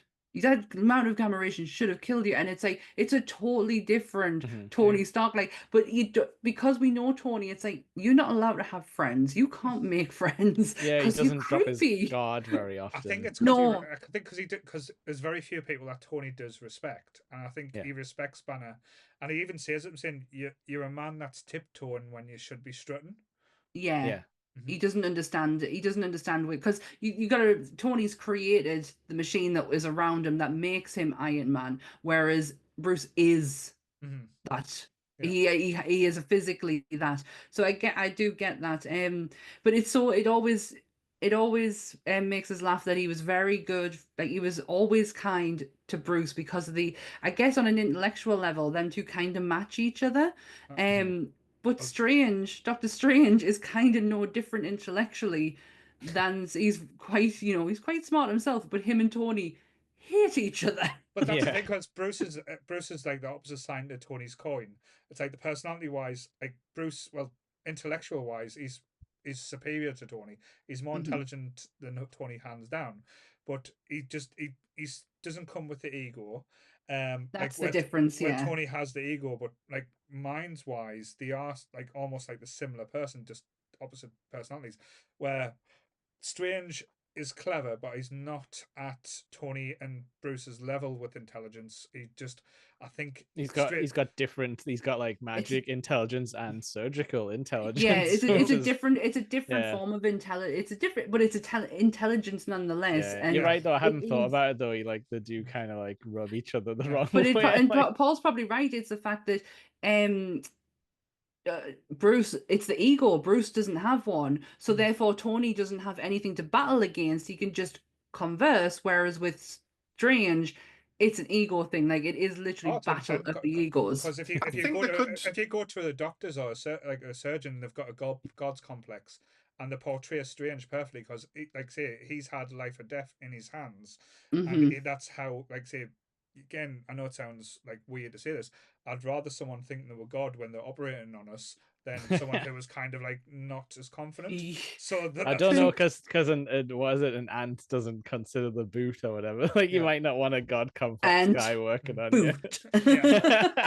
Oh, I've lost another one. Oh well. So I think Tony could also just be doing a whole keep your friends close, keep your enemies closer thing. Keep your Hulks closer. He already been to Thunderbolt Ross and said like, "Oh, I heard you've got a Hulk problem," and he's probably busy building a Hulk Buster or got plans for it at least. Yeah, and he could just be keeping him close, going right. What's this guy like? What makes him tick? And he's just studying him. You could be absolutely right. And they did use his like sound tech on the Hulk, those horrible like sound machines that are like the only thing that can sort of knock the Hulk over. Their stock tech. And the Hulk Buster as well. Yeah. Fun fact: Hulk's noises. It's all Lou Ferrigno again. Yeah, I knew that. Yay. Making him sound like a monster. Sweet? It doesn't really matter when we say this, but we did skip over the good old Wizard of Oz reference, which is the only thing that Steve Rogers recognizes when they're like, how do you turn? When he's like, Loki turned all into flying monkeys, and then like Thor's like, monkeys? I don't get it. It's the fact that Steve waits a second and goes, hold on a minute. Yeah. I understand that one. I got that one. Yeah, and it's just, again, brilliant writing. Like, because he probably would have read the books and stuff, and he was alive to see the movie, so like there wasn't much entertainment back then. Yeah, the Falcon and Winter Soldier wasn't the greatest, but it did have one of the best lines where they're talking about the Hobbit, and he was like, "I've read the Hobbit when it came out." Yeah, I like that. Oh, little book nerds, old Steve and Bucky. I'm reading in the library. Yeah, so this is where they start. This is where they start letting us in, the viewer, on like the whole like, oh, we're not trusting Nick Fury, because we as the viewer trust Nick Fury up to this point. Why not? He's not done anything to us yet. He's cool, it's Samuel, but these guys are like, well, why didn't he call us in before? Like, why didn't he call Tony when they were trying to do renewable energy? Like, he's the guy who does renewable energy. And then this is where Cap's like, oh, just like, just find the cube. But then he like exits the room, and even he's like, maybe I'll go poke around in the storerooms for a sec, see what's going on. I love that moment when he comes back with a bit of machinery and he's like, your way was taking too long. Yeah. But yeah, like Sammy's right. I did write this down at this part where we get like plenty of time for everyone to sit and talk, which is what a lot of the movies miss, because it's fine to have people like, chatting during action scenes, but like you just need people to stand still every once in a while and like talk. Just having that human moment, just taking you away from the fact that the superhero isn't what makes them special. Like, what makes them special is the human side of them, and to get to see that more it's spectacular. Like, my favorite scene of this whole movie is the very, very end. and Well, the nothing chewing happens. scene. Yeah, that is my favorite. I love it. It's so surreal to Mm. look at it while they're all just sitting there. I do have a really interesting fun fact, but we'll get to that when we get to that. Yeah, we'll get there. About that scene. But yeah, I love moments like that, and even when in Age of Ultron with the fighting scene and the talking through that, I love that like the fact that Yes. the friendship side. But obviously, again, we'll get to that when we get to that. This is where we get the really weird part where Loki talks to Black Widow for a bit. This is 100% Joss Whedon. This is what Joss Whedon was like. He's probably thinking, I'm going to get this joke in. I'm going to get this really crude comment that no one's going to see, and I'm going to find it hilarious. And again, Newland Quim. Yeah, it's so odd. It doesn't fit into the movie at all. It's so out of place. Disgusting. Yeah. It's so wrong. It's not the same dialogue as anything else that you've had before. And I hate the way he says gushing red. I know it's so like I think I remember people in the cinema just being like like just laughing because of how over the top it was, like besides Mewling Quim, this really is the foreshadowed part from the beginning with Natasha, because it really shows how she can manipulate the situation to work in her favor, because she plays the damsel in distress.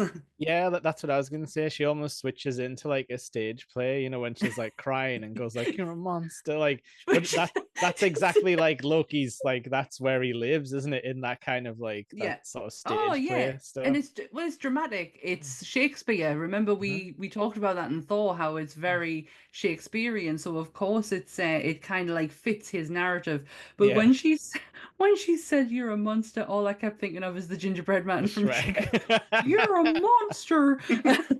Then when Lord Farquaad's like, "Listen here, you mewling Quim." I'm not a monster, you are. The thing is, though, it's interesting as well, because as great as Natasha is in this scene, Loki does catch her off guard slightly, just by knowing her backstory and knowing her history. Because it was like she wasn't expecting that, and she was like, okay. So it was quite like she knew he was planning something, or what kind of the end game was, and it was just like, okay, what how does he plan to get out of this? And as soon as he mentions about the monster, you brought the beast in here, she clicks on, right, the plan's the Hulk. The Hulk's going to take us down. We need to like restrain Banner or get Banner out of a situation where because what we don't realize as well is the scepter is in with him, the Mind Stone, because at the moment we don't know it's the Mind Stone till later on. Well, not in this movie, we don't find out. But, no, we don't. No, it's weird that you touch the Mind Stone to your heart to take over people, but the only reason that makes sense is because of what happens with Tony. If it's anywhere else, Tony's then you're right. They only wrote that in just so they could have that silly bit later. Okay, right. Did you say he knows a dad's name? Yeah, because that's what I thought the first 50 times I watched this, but then today when I was watching that, it was like when he says someone's daughter. Daughter of. But did he mean he killed the daughter? Because that's what I was thinking. I didn't think that until this watch through today, because he listed the horrible things she's done. But she says it later on, where when she says he knew my father's name, and you went, "Well, that's not hard." And you go, "So that's not hard to find out." And she went, "I didn't know it." Yeah. Oh, okay. Yeah. But I think she might have wasn't that part of the weird sort of ballet school of death that she went to as a kid? Wasn't that the name of the person running that thing or whatever? Potential, but I'm not too sure. I only Natasha's origin is, for me, reading her, has always been clouded in mystery. The Red Room is something, and the way that she was trained is something, but it's never really elaborated on. We'll get there. That's just from what I've read with Natasha. No, I agree, but I think that was the thing that kind of threw Natasha a little bit. But then when you're in the room and the kind of it hints at the kind of Mind Stone or the scepters meddling with their minds as well, because it must be making them fight, because everyone gets super heated, really aggressive, and Just and the camera starts like spinning around doing the Nosferatu Dutch angles and stuff like that. It gets really weird and like swimmy. I wish that movie would leave me alone. Yeah, but Yeah. And it's somehow too Bruce much of a picks the classic, Sammy. Bruce picks the spear up without even knowing. He's just like, Bruce, put it down. Put the Yeah. Loki Pokey stick down. To be fair, Oh, that's the new official name. I was going to say, I can't call it anything else now. It's not coined by me. It was coined by Kevin Smith when the movie came out. He kept Okay. referring to it as the Loki Pokey stick. It is. So... This is where Hulk gets dark though, because he's like Yeah. when he does the whole like thing. I try to put a bullet in my mouth, and the other guy spit it out, and everyone's just like, "Oh, dude," Okay. like, you know. Like, way to bring the room down, Bruce. All Yeah. right. But apparently that's also a cutscene that was Edward Norton filmed that. That was supposed to be one of the end scenes of the Hulk. He would do that. And well, we to be won't fair see though, it. yeah, that like, well, to be fair, there was a lot of cut out. The Hulk, Captain America was actually meant to be in the Hulk as well. That was, I think that was also the end as well. So they had a few different endings on the Hulk apparently. So I can't remember just doing that episode at all. You know, it's a Yeah. blur now. but yeah. So when we start getting them all being a bit aggro, like, and you get the famous line now, you get Cap looking at Stark and saying, "Suit up," and he's get the best thing that came out of you was came out of a bottle type thing. There's nothing The whole special. suit of armor thing, Yeah. like Fucking little man in a burn, suit. Tony. Like Yeah. absolute burn. Oh yeah, because it's the whole millionaire philanthropist. And you get the foreshadowing as well. So it's kind of like The sacrifice play, the sacrifice play to get you're not the man that lay down in the grenade, and he's get, well, I'd rather just cut the wire rather than lay on the wire type thing. Just like Tony taunting his way out of every situation. You do meet people like that though, who always have like the last word. Like they'll never like let the conversation end or anything. Like they always have to be like, "Oh, I would do this," and then beat whatever you've said. And they are, and they're called Lee. My bullet repels. Let you talk before I jump in with my things. I hate the camera work that they do in this scene. Like where it's on Thor, it makes it seem like Thor's drunk. And he's just like laughing with a shaky really camera shaky, going, isn't it? "Uni Earthlings," or whatever he says. You guys are so tiny. The thing is, though, Thor could be pissed. Like, because I think, you know, it's downtime. He could just be wanting to have a drink. But I think that scene is way too shaky, way too disorientated as well, too. And I guess that's kind of where he maybe wanted to... But I think that's where he maybe wanted to go with it, because... Stop. Maybe he wanted to go with it because of the tension in the room. How else do you depict tension? Change up the way that you do in your camera work. But again, for me, it's just very. Oh, I just want to get out of here. So maybe like that's how they felt too. This is like a whole like clusterfuck moment where like the beep thing starts going off because like they found the cube. But just as he's about to tell everyone that it's at like Tony's, like, you know, it's in New York or whatever, Hawkeye blows up one of the like Quinjet's engines. The engine, like the actual thing, keeping it in the sky. What a dick. They're like Hulk and Natasha fall through the floor. Everyone else just like runs out the room to get like suited up. And this is where we get more horror movie Hulk, which we've seen a few times on this podcast, where they do the whole alien thing, and that'll come up in just a sec also. But the whole thing where it's like creeping around all the pipes and stuff, and then he's like, and Natasha promising that she would get him out of this. You're not getting him. She fails too far gone now. She makes the mistake everyone does and calls him Bruce when he's already started going green, and that just makes, do you know what? That just sends him over the edge. Until you mentioned that, I never. But once you said it, it kind of like it was like a glass shattering. I was like, purely Banner. But he hates watching this today. I really thought he turned to her while he was still turning and went, "Run!" He sort of just looks at her, doesn't he? Like there's a very fine line between Bruce in that moment, and you don't know. I can kind of hear what you're saying, but I don't know if it's just a raw. I don't know. I don't know if it's a different film where he tells someone to run, or if it's I'm just making it up in my head. Maybe just he definitely gives our a look of like, oh no, like a kind of like a sad look. But then she goes like, Bruce, and he's like, blah. Can I just say as well though, because we've had a few Hulk. Well, this is the second integration of the Hulk. but we've had a few Hulks. I said, this is my favorite look of the Hulk. This is mine It too. looks amazing in this film, Yeah. and like just like not even like looks wise, like the way he moves, like I don't think it ever gets better than this. It's the technology that's used to make Hulk the way that he looks, and the fact that he doesn't look out of place when he's standing next to Captain America. He looks like he's standing next to Captain America. The way you that don't question it. Yeah. No, the color palette that they used on him, not to make him ultra bright green to where it totally throws you off, is to kind of tone it down. Just it's just ever so subtly. This is my favorite version of Hulk. My favorite design as well. Whatever they did with the motion stop capture with this works. It really works. And they got that Ruffalo rug as well, a little bit on his chest. like the hairstyle as well. Like normally the no Hulk bowl hairstyle, cut. no bowl cut. It could have been like completely weird, or like because they never know how to like style the Hulk, because he looks like an idiot in his We've first talked comics. about this before. Especially the pants.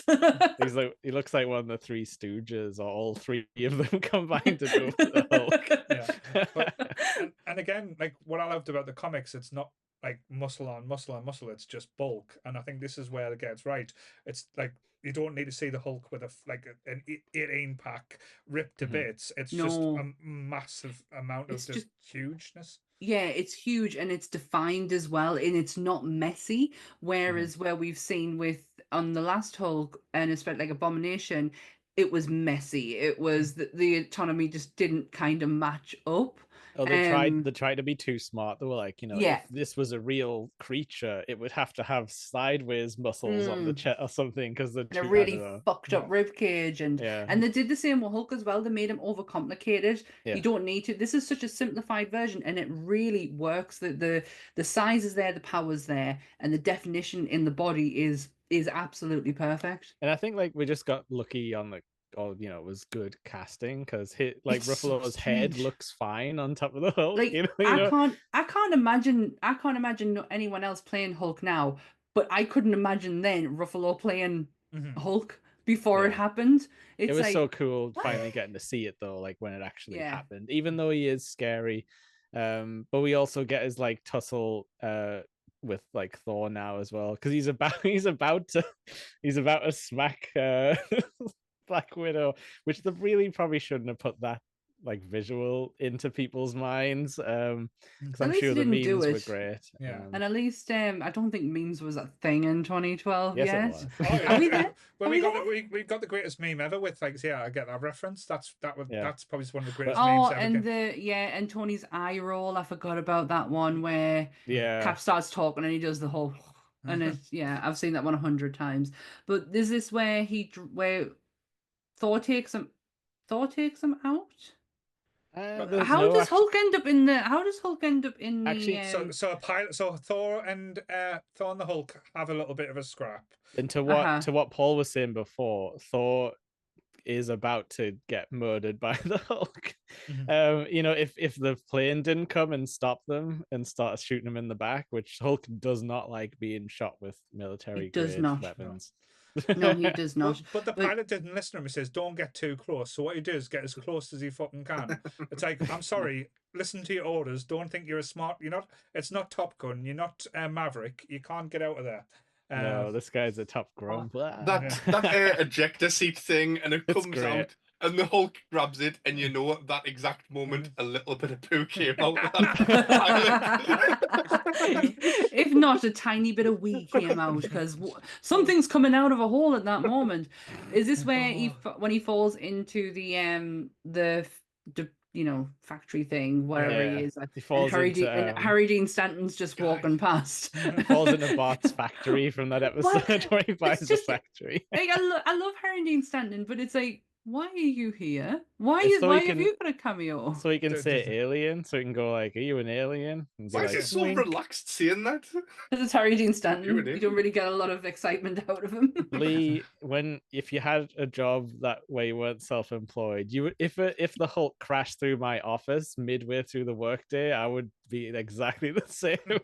Like Yeah. you, Why are hey, you here? your pants fell off. Want me to get you some more? I love the fact that they reference the trousers as well. That guy saw Hulk dick. He's the only one to this point who's seen it. You saw genuine Hulk dick. And Thor is with them, isn't he? Not when he Or is falls, this later? no. No, not when he falls. That's right, because Banner comes back by himself. That's right. Yeah, That's right. So I that's know how, where I'm at. So that's how we lose Banner in that thing. Yeah. Tony and Captain go to try and fix the rotary thing, which is such a video game like mission where it's like, oh, Iron Man, you have to fly through the turbine and push it just at the right speed. The minute you said that, the Tetris music came in my head. Thinking about Black Widow. Definitely press X to go faster. And then it would switch to Cap, and you'd have to fight the goons and be like, "Oh, hurry up, Cap! I'm dying here." But this is the moment of Steve and Tony trying to work together. Yeah. But because also, at this point, we need to. Yeah, but then they also get the fight between Barton and Natasha. Yeah, she knocks him the fuck out. She does. She absolutely floors him. But it manages enough to be able to get the whatever control Loki has over him off him. But can we just recalibration? Can we just celebrate the hand-to-hand combat that Natasha and Clint has at this moment? Because absolutely, it's tight. It's not like one of these overblown like fight scenes where it's kind of like they're so well matched, and the showcase, like, not one of them is overpowering the other. It's kind of, even when Clint's like gets the knife out and he's dropping the knife between the hands, it's so cool. Quick, and the movement is so it's not overblown, it's quite intense. It's like what two assassins would be fighting, like if assassins of that caliber were real.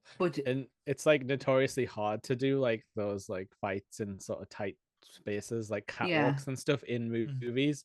And they use the space amazingly, where you're just like, oh, they're not runway, really moving around here. You're not really looking at that runway and what the size it is. You just focused on them two, but once you kind of like pull yourself back a bit, you're like, oh shit, that really isn't a lot of room for what they actually do in there. And she bonks his head real good on that catwalk. I think Clint would have won. I mean, he's obviously beat Natasha before, like they've said, but Eric Selvig says that he was like still inside somewhere earlier on, trying to like put a weakness in the machine. Hawkeye's probably been trying to like subconsciously hold back against Natasha, which would be the only reason she won. Maybe, because I was thinking that before. Maybe he kind of mansplained Lee. Well, I was thinking maybe he pulled his shot on Fury earlier as well. Yeah, I think there's a lot of things that I feel like that fight is as good as it is because they're both pulling their punches. Yeah, maybe. Not just she doesn't want to hurt a friend, and there's something deep down in Barton where he's like, he knows who he's fighting with. She did get crushed by some wreckage as well. She is limping a little bit when she's running away from the Hulk. Because she has that moment where she's stuck on the floor all sexy, being like, you know what? She can be, because Scarlett Johansson works in this movie. There's not a moment where that lass is not working her ass off. So she wants to lie on the floor and have a sexy moment. Well, she didn't want to do that. The camera people wanted just for everyone watching, just what we'll take away from the day is that Jake finds a trapped woman sexy. It was the camera angles, man. What we can do as well, because I think it'll be good to try and recreate this fight scene. We can get Chris as Barton and get Lee dressed up as Natasha and see who would win in the fight. Chris. Why does Chris who said that? Why does Chris have to be Hawkeye? Can't we assign him like the Hulk as a character? Oh my gosh! It's like Ivan Drago versus like Gimli. Wow, that's Chris your web series partner. Chris is good at cross country. Everyone knows it. You know what? I would have Chris on here in a heartbeat, but he doesn't fucking watch Marvel films, so he cannot. He created that. He watches them in the wrong order on purpose to make us annoyed. I did that on Saturday with the movies that I watched. I watched them back to front. Don't ask me why. But yeah. So where are we? Natasha's had their fight. Yeah. Tony and Vicky are working together. Phil's about to die. So the alarm's coming on saying that Loki's escaping. So Thor runs towards the cage that was built for the Hulk, which is such just comedy moments, isn't it? Yeah.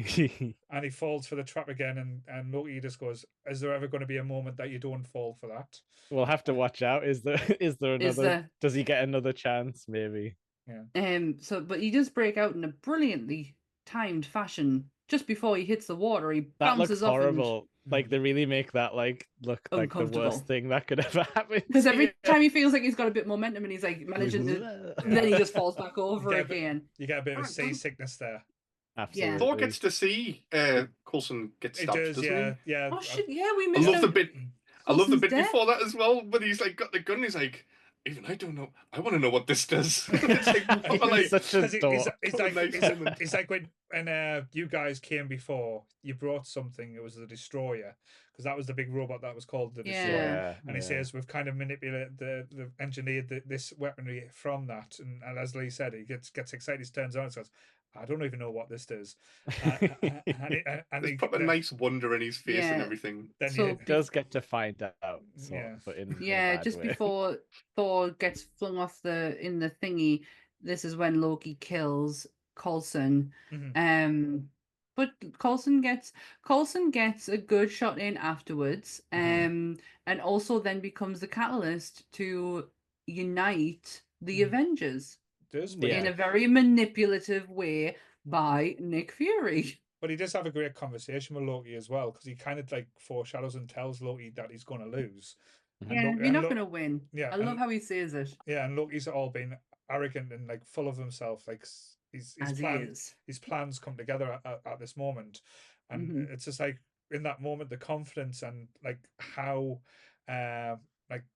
Phil is in that moment as well with Loki. It's quite endearing, and then you get the moment with Fury and Coulson, where like his last words are, "This was never going to work. They need something," and then he goes.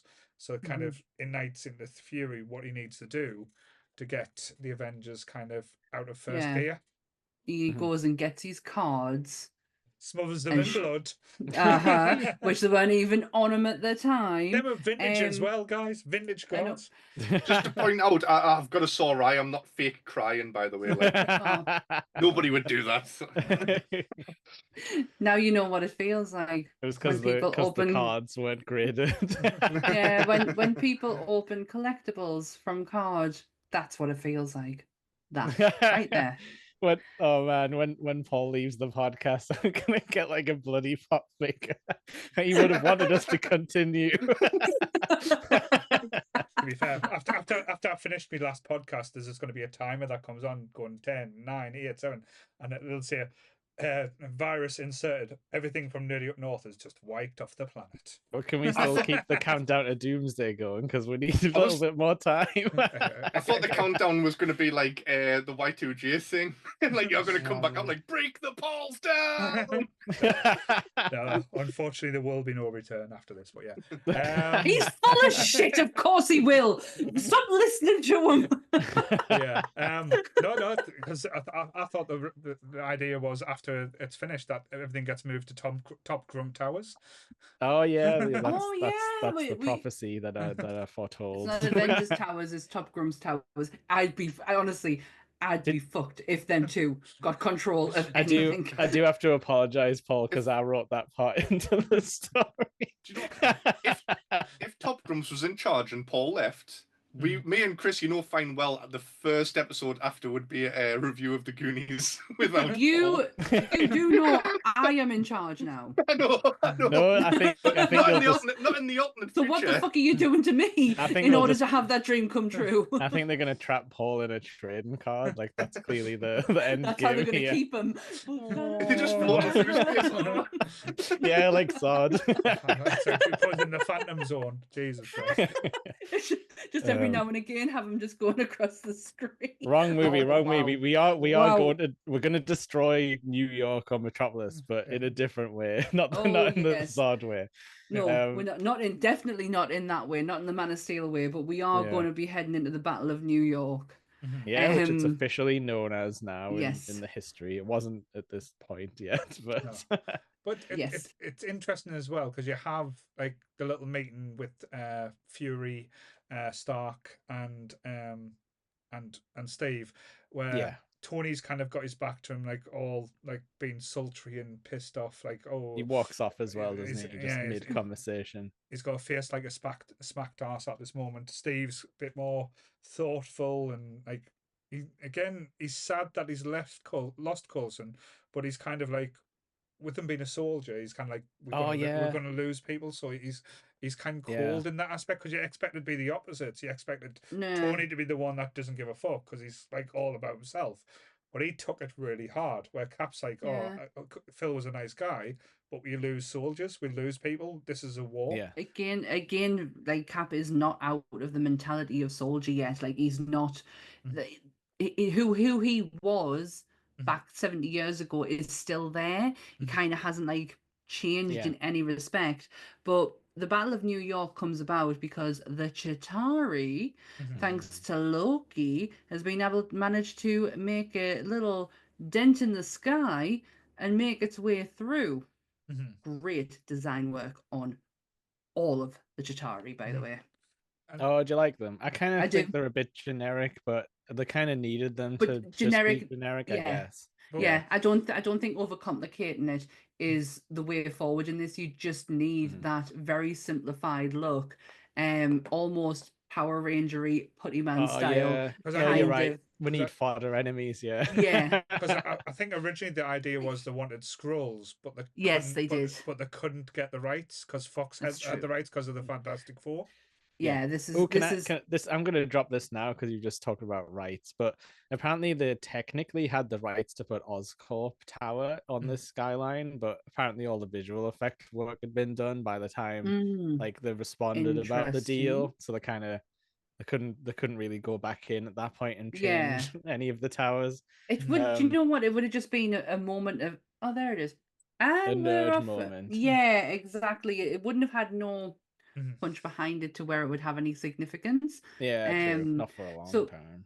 No, so this is where the Avengers assemble, essentially, given that they're all standing about and Bruce comes back on his little bike. But he does. That's quite later, isn't it? It's quite later in the fight when that happens. Yeah, because we get a few moments first, which I really like, which is where Cap shows those two cops who's boss when he's just like, I need people in this building, blah blah. I need like, a perimeter around there. And then do this they're and like, do that. why should we listen to you? And then he's just like bang, bang, bang, and they're like, oh yeah, let's do this. Like let's pay attention to this guy. This is where you see the soldier, like the proper soldier, the captain, like the leader, exactly. Yeah. He's not putting himself in a position he wouldn't put himself in. Like he's taking charge. He's giving orders. Tony's even listening to him. Like even Tony is getting on board with this side of Cap because fuck, he has to. Like there's no other choice. Well, Tony's never been in a war. Tony's been in fights and stuff. This is where they're in a full-on war. And as Nick Fury said, it's soldiers that win your war. And this is where, like I say, the battle lines are drawn. This is the final stand. If they lose this area, like they lose the world type thing. So or it gets too far. Yeah. Yeah, and this is where they want to send a nuke up. So that's again. You're skipping ahead too fast. I don't know where I am. I'm it's very okay. lost. It's okay. No, it's just because like the nuke's like the final scene, really. But like we get all the cool moments. Well, no, because this is the council talk about it beforehand. Yeah, because Nick argues the fact that you can't do that. I'm not going to drop a nuclear bomb on Manhattan. Like that's not going to happen. Love the fact that one of the council ladies is Sister Julianne from Call the Midwife. Totally. Is it? Yeah, totally, absolutely forgot that that's Sister Julianne from Call the Midwife. And she's also in American Werewolf in London. She's the main woman in it. But yeah, I forgot until when I heard it, I think it's Jenny Agutter. I was like, what? What are you doing there? And then I was like, oh my God, she's even in Winter Soldier as well. So, right. So that was a moment for me. No, so like as Jake said, when it comes to the war scene, there happens in stages. It's not like everything comes black out. Because at first we get like Black Widow, Hawkeye, Tony, Yeah. and Cap, who sets the groundwork. This is like, my next wrestling move update. An alien spears Hawkeye, like a proper wrestling spear. But yeah, I love when they show like how hard the humans are fighting, and like as the battle goes on, they like physically start getting tired, whereas all of the super guys are fine. But like you start seeing them get like roughed up and stuff, and like Hawkeye is like actually going through his arrows, like, you know, physically. Like he's like losing, like, you know, he's the sort of run out as the fight goes on. but that's Natasha should have died about 50 times in this fight. Like, right? Why? She's got dual pistols. How fast are them speeders going? They're going at least 100 mph. And she just jumps off Cap's shield and just grabs one. Her arm would have been ripped off, man. And then when she jumps off it at like 100 mph and just lands on a roof and just does a little roll. Yes, no. I'm confused right now. I definitely noticed at that part where she jumps off. I was like, she would splat on that roof. I'm trying to find me laptop charger. I found the box, the plug, and I found the wire, but I don't know where the end of the wire's gone to where it. I don't know where it's at. Is it plugged into the laptop? No, I don't know what's happening. I don't know where it is. Oh, there it is. I've got it. It looked like it was going behind my table to where I thought it was like my wire for my camera or my mic. Yeah. But just to break down the moments, because I don't want to skip over this part as well, because I think the build up to like the certain aspects in the fight is great, because like absolutely at every point when they're starting to get a little bit overwhelmed, one of the big guns comes back, because you see Hawkeye and Natasha kind of getting like surrounded. Then you see the lightning come down and Thor coming down.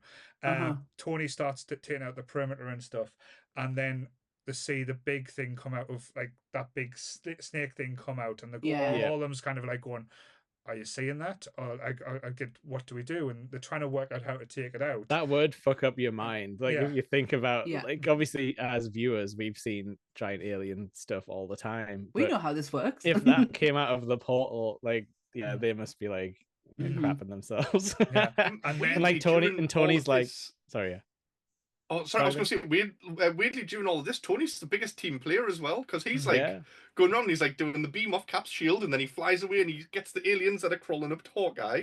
Yeah. And like, he's the one who's like, he's kiting everything, so he's the one who gets the attention of the giant like space whale, and he's like, what do we do now? But that's the thing. This is where Hulky shows up. Yeah, exactly. This is what we're leading up to there. So Tony's kind of flying around doing like picking off the little things around the corners and stuff, making sure no one gets too far away.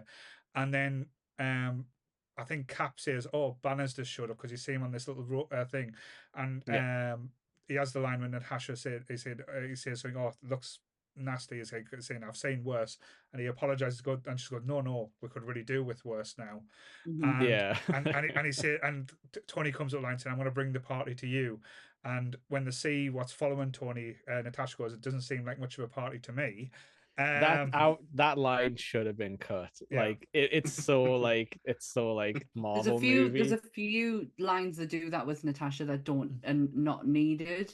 It's like that's the one that Deadpool would make fun of, like, you know, like that kind of thing where it's like it's too much even for Deadpool to think is funny. And then we get this is the best part. And we get the famous line as well where Bruce is like just talking away to saying, "Did you know my secret?" Basically, I'm always angry. Basically, he comes out with it because normally, in the comics or in the old show, you wouldn't like to see me when I'm angry. So it's kind of this is where like I think like Cap says it, doesn't he? He's like Banner, Dr. Banner, this might be a time to get angry, and then that's when we get the you want to know my secret? I'm always angry. And just like the turn is like done really well, because it's like the way it's like it goes from him to but it's nice though, because normally the Hulk bursts out of him and it's like a horror movie, and then this time it's just like a smooth turn. And the Avengers music kicks in, and like, you know, the blow up the giant whale, and then everyone's like, "Whoa." And all the aliens are like, no. The security guard didn't give him stretchy pants. It was just suit pants or something, man. At least it wasn't purple. That's all I'm happy with. But At least so sad he didn't see the yeah. But then Loki turns the fight and says, "Send them all." And then you see another 5 or something of these giant things come out. Oh, and you're like, oh, for God's sake. But no, like this is the perfect part though, where like Cap gets to say his orders to everyone. He's like, you do this, and then he's like, and Hulk, smash. Yes. And like Hulk, that's the It's first the time way he he ever does that. But it's the first time he ever smiles. Like Hulk actually smiles at him when he does that. He's like, somebody's used my correct name. Yeah, They in the said I'm correct allowed to context. smash. Yeah. Have we get into where Tony has his confrontation with Loki? That's like at the start. We kind of skipped over it where he's like, we have a Hulk. It's Yeah. quite good though. Because And that's he's where and Tony gives that awful line. If we can't defeat the Earth, Earth, you are best we're gonna avenge it. yeah. Fuck off, It's a bit Tony. silly. Yeah, Because sorry, Thor that had is his at the little fight start. Sorry, I was gonna say that's at the start because Tony's suit gets fucked up in the turbine, so he has to go get the Mark 7, I believe, Yeah. which That's is right. the wrist launcher one. Yeah. Which is a prototype, yeah. Yeah, that's right. And that's when he has his conversation with Loki, offers him a drink, and then goes off. Mhm. Yeah, 'Cause and also Loki- Thor fights Loki and gets stabbed in the stomach, which is That's what Yeah, I'm that's saying. that's I don't know, towards is the that end. before that or after? I couldn't remember. It's quite after. early because No, like it's after. It's when because Natasha's already up to the arc the reactor now. She's with Selvig. Yeah. They get Selvig out of the little coma that he's in, and he's like, I must weird, have, sexy I must coma. have known because I have put a mechanism in there to kind of stop it. But at the same time, the missile has gone off the nuke, and Yes. this is where Tony becomes the hero nobody asked for. Do you know the Oh. nuke countdown is completely accurate? When they like Right. say Sorry. there's like 2.5 minutes left, that is exactly how long it takes to explode on screen. Oh wow! Okay. Yeah. But So- the Loki does leave the tower for a bit though, because he fights Thor and then gets thrown off, and he jumps off, doesn't he? He lands on one of them bike things. Yeah. But then he ends up back in the tower after Yeah, Clint shoots that arrow at him, and that amazing look, his proper smug look where he crashes and he's just like, how fucking good am I? And he just Yeah. blows him in his face. And, But then- and Sammy will tell you that Hawkeye line about putting an arrow through his eye is very like, Norse mythology style, like missing eyeballs and all that Missing stuff. everyone. Yeah, Odin just handed his hour. You can have it. Give us all the wisdom, and I'll give you my eye. For a sacrifice. But yeah, where are we? Because we're nearing the end. I mean, this is it really. Like Tony grabs onto the nuke, like as. But you do have some comedy moments in it throughout this as well before the nuke. Yeah. Because you get Hulk and Thor teaming up. Like, and the whole. They'll Hulk punch.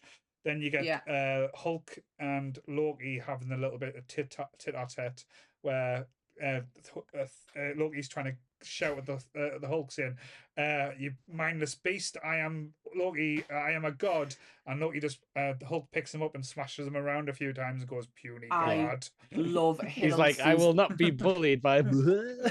I love that because I love Hiddleston's reaction when it goes really quiet and all you can hear is like that is so perfect. That really, because it is very funny and quite misplaced funny as well, because of you don't this moment shouldn't be funny, but then you have that added at the end where he's like, he genuinely can't breathe. Like it's like, I love it as well because it's one of those things where how like you see superheroes and super beings, but like they don't often do things that humans wouldn't normally do, and it's like this is like something an animal would do, and because he has the power to do it, he can just like do it to like a full-size man like this. So, and it's just hilarious seeing that image of how it's like getting further into the ground every time and stuff. And Tony, just to ask the question to you guys as well, how yous felt.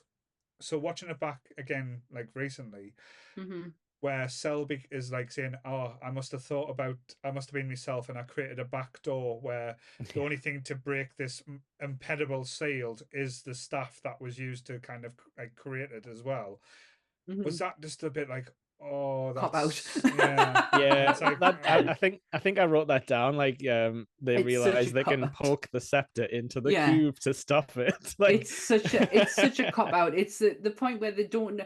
It's really hard to like, it must be really hard to write an ending to end the Chitauri without, yeah. but you haven't sowed that seed yet. And you can't It is. destroy It's the a. cubes because it's It's like exactly. the Infinity Stones. So you It's got to be such. It is a careful. cop out move in order to end it, but one that I can quite overlook. I right. I can just go, okay, Mhm. movie It's magic. It's yeah, because like that's the thing that makes such a big deal about it early on, being like nothing could get through that energy shield. Like, and they never try again. Yeah. no. Until they And figure then out the staff thing. Mhm.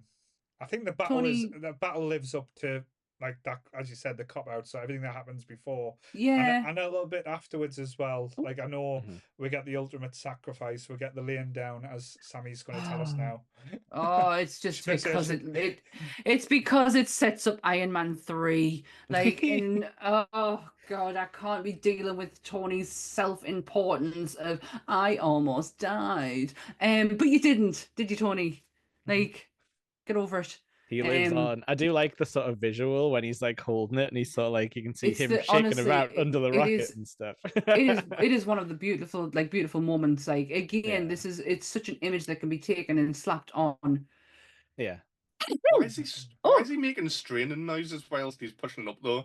Yeah. He's not pushing it. It's his suit's thrusters. But he's like, I don't know. I don't know. I don't know. Imagine the G force. It's got to have something to you, like Yeah. suppose. I don't know guess. because this Fine. had me questioning like the physics of his suit because like he passes out really quick, and I'm like, okay, but it must have some kind of oxygen in there because he can't be like flying around the sky, like they can't let the oxygen in. It has to be sealed. Mhm. Otherwise, when he's flying around, it would all be like weird in there and stuff. But I don't know. I thought he might have like stayed conscious a little bit longer. No. But yeah, there's two when he aspects. falls. Yeah, there's two aspects. I loved this. The fact that the Shatari army was kind of like a hive. So once you destroyed like the main like brain or the main connection, all the other people just kind of fell away and just died or weren't connected anymore. I thought that was very clever because that wasn't coming nowhere. Because I was like, how are they going to clean up all these things that's still there, even though they're going to have to battle on. But I quite like the hive mind control and kind of how it was taken away. Yeah. Again, that wasn't over explained and it was quite like a fun element. I'm glad they didn't because you get so many sci-fi movies with that sort of premise and they're like, we're gonna hit the mothership, there it is right there in the sky, and you spend the whole battle like thinking about it, whereas on this one you're like, oh, Tony only just sees that because he actually goes through the portal the other way. And the other bit, because normally with these type of things it's like, oh, we've got to close the hook, the thing, so it closes the door. And they wait till like a certain moment, but the kind of show you why they waited so like to that moment to close, because after it closes, basically the nuclear blast wave comes past. So that would have came through the hole as well and like demolished New York if they didn't close it when they did, because they could have just said, oh, Tony's not out, can someone go up and get him type thing. But it would have been Thor, you want to help out here at all, Thor? And Thor's like, maybe not. My side. We missed Thor and Hulk taking out the giant thing, and then just standing there, and Hulk just like. That was like, I did like that they all had a little team up, and like Hulk's he like ripped the thing off and he stabs it, and then like Thor like hammers it down with his lightning into the beast. I like how like everyone had to team up, otherwise like that was the weren't going to be able to sort stuff out on their own. It was very, it was a vibe of an old Xbox game, Marvel Ultimate Alliance, like when they used to team up and stuff, like the fighting moves where you used to get the moves together and stuff. That was quite reminiscent of that type of action. Yeah, everyone loves tag team moves, man. Just you got to do it. But yeah, like I like to think Hulk punched him there because he was sort of like remembering the old fight, but also because he was actually having fun for the first time ever. And he was like, I can remember how to joke. Yeah. But yeah, so like this is where like he falls back down. Hulk does an amazing catch on him, like, and does that cool like scratch down the building thing that he does a few times, which always looks good. And you can tell Banner's in there somewhere because he rips his mask off. Or does Thor do that? Sorry, does Thor rip the mask off? Thor rips the mask off, then Banner goes, Rah! And it's like, but like, yeah, like he must be thinking like Hulk is sort of thinking like, he's not like, I know there's a doctor in me somewhere. Like there should be a way to revive this guy. Maybe so I'll he just gives scream. it a go and it works. And then Tony obviously is back to his quick-witted self, and he's like, I want to go and get shawarma. He says before, it says, I hope no one kissed me. Kiss me. And he's like, I want shawarma. Who wants shawarma? I don't know what shawarma is, but I really fancy shawarma. You can see the shop at some point. No, like, I know what shawarma is now. Oh no, yeah. But back then it was like, back then, not a clue. But this is what would the joke be today? Like my guess would be hot honey. Hot honey. That seems to be on everything now. So after this is when they go and capture Loki and have that amazing Avenger shot with all of them there. I like how Hulk just goes like randomly at him to scare him again. And Loki gets taken away back to Asgard with Thor, and the Avengers supposedly go into hiding. Yeah, plainclothes Avengers. Yeah, because this is where the news reports and there's a lot hinting at civil war and the arguments on the news where, where are they? Why aren't they showing themselves? Why have they gone into hiding? They should be held accountable. Look what they've done to the city, and completely ignoring the fact of why they had to do that to the city. And that's when you get Stan Lee's cameo. At 2 hours, 10 minutes, Stan Lee is on screen playing chess. Superheroes in New York? Give me a break. Yeah. So, just saying that though, Sammy, because that's really weird you just said that. What do you think the time is on this recording of the episode? Oh. Shut up, it's not 2 hours, 10 minutes. 2 hours, 9 minutes. Whoa! Wow! I don't normally even tell the time as well. It's just I actually had it written down what time it was. Do you know what I do with my notes? I just write Stan Lee cameo in all caps so that I definitely see it. Yeah, because we were like, the one thing we don't ever want to forget is the Stan Lee cameo, and even when we get past that, like the Stan Lee references, because there's a lot of references after he is gone. Yeah, I think out of the two because the deleted one I think would have been better, because I don't like the idea of even Stan Lee not believing in superheroes, even if it's fake Stan Lee. I think it's funny though. I think it's so ironic. I think it's quite funny. So yeah, the movie ends and you get your first cutscene, which is it depends because this is, I'm probably stealing someone's thunder here, so I do apologize. No, I have nothing. So originally in the cinema release, there was only one cutscene. Yeah. Right. Okay. Yeah. So the Thanos one was the only cutscene in the original cinema release. Okay. Oh, gotcha. I didn't stay afterwards because I was like, Thanos is enough for me. I'm going home. Then I didn't see it in the cinema. Then after it got released, I don't know if it was added while it was still shown in the cinema, like either a month after, the shawarma scene was added. That makes so much sense because of my little interesting tidbit. So they had to redo this scene and they had to bring everyone back. Now, if you notice, everyone is chewing, eating, apart from Chris Evans, who has his hand over his mouth. Chris had to actually be given a prosthetic face to from his nose downwards because he was shooting Snowpiercer at the time and had a beard and he couldn't contractually get rid of it. So they had to, but he had to go back and do the scene. So they had to use a prosthetic across his face and have his hand up so nobody could see that, because it looked weird, but they needed to hide any facial hair that you could see, and he had to have a wig, every the lot. That's why Steve's not eating at the end. As soon as I read that, you can't not look at him because it's really weird. He's the only one not moving an inch. And he does this.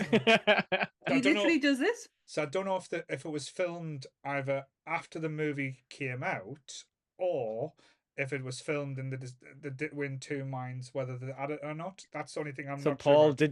Paul, did you sit there through all the credits and then nothing happened? I did. No. Oh, because you had on the Thanos. original. You had the Yeah, Thanos.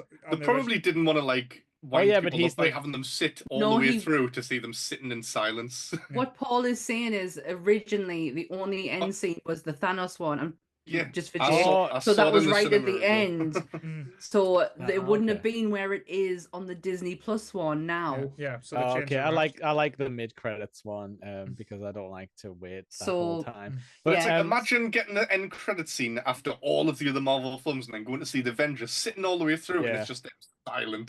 Mhm. you know You're like, what though? Like looking back on it now, the little Thanos tease is a bit disappointing, considering, as Lee says, it is Avengers. So you'd think the after credits thing would be like something massive, but like this Thanos thing, it was for the comic readers because Yeah.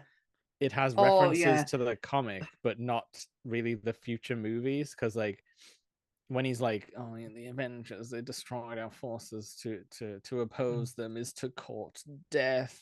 You know, Mhm. like referencing like comic Thanos, but then they Well- never used the death thing Yeah. in the MCU. Yeah. And he just smiles. He doesn't even. They No. don't say his name. Well, they wouldn't have. Like- We wouldn't have had a voice actor yet, would he? So No, but like he- I they think could all have said his name or anything. I think like, all the jokes came out afterwards as well, because there was like memes Yeah. of like saying, "Oh, is Thanos going to come after them with the Thanos helicopter and stuff like that?" Like, yeah, but no, Yeah. people were like, "Why is Grimace at the end?" and Yeah. stuff like that. Oh, and like, yeah, and a lot of gatekeeping came out of this because it's like, well, if you don't know who that is, you shouldn't be watching these films. Like, go fuck I yourself. had no idea who it was. I'm No, not a no, comic me reader. neither. He Me wasn't neither. He wasn't a big comic book, like, other than if you'd read the Infinity Infinity Gauntlet. Gauntlet. Yeah. Thanos wasn't a huge bad guy in the MCU. No. He was like a good for an era, but he was not on the level of Galactus. He was not on the level of Doctor No, Doom. He was no, was he? I walked out the cinema googling who the guy at the end was, yeah. and it's like reading about it, and it's like, oh my god, this sounds amazing! Like I can't wait for this. Yeah. Like when you were saying earlier on about people thought this was going to be a flop, but after Iron Man 1, when it's like, oh, we're talking about the Avengers, I'm like, who the fuck are the Avengers? Yeah. And I had to Google it, and I'm like, oh my god, this sounds amazing. Thor. Who's Ant-Man? What? That sounds crap. Sorry, I think I probably mispronounced saying it. But- That people were expecting it to be a flop, or worried that was going to be a flop. They thought it wouldn't work because, like I Yeah. say, when you put that many Yeah. things on screen, it doesn't. Like I say, normally falls apart because, like as you said, there's a lot of egos, there's a lot of balancing acts to do. It turns into Mortal Kombat Annihilation, Yeah. So which is its Well- own special flavor of thing that I love. Yeah. But yeah, Um, like thinking about it, it's weird that Thanos didn't really pop back up properly until like 5 years later, which I feel like they would never Fine. make us wait I'll that long do it again. myself. So now I have the comics that inspired Mhm. the Avengers. As you probably guess, the Avengers issue 1. The introduction to Thor, Iron Man, Ant-Man, and the Wasp. And it is Everyone's Loki's. favorite. Well, in this comic, Loki's scheme was to get Hulk's attention. And this is where Thor and everyone comes on in, and then you get Captain America and whatnot join him. Another one was the Ultimates, issue 1 to 6, modernizing the Avengers. So you have the older version of the Avengers, you then have the modernized version of them. And again, Ultimates 7 to 13, which is the roundup and cast introduced, and the Chitauri. Mhm.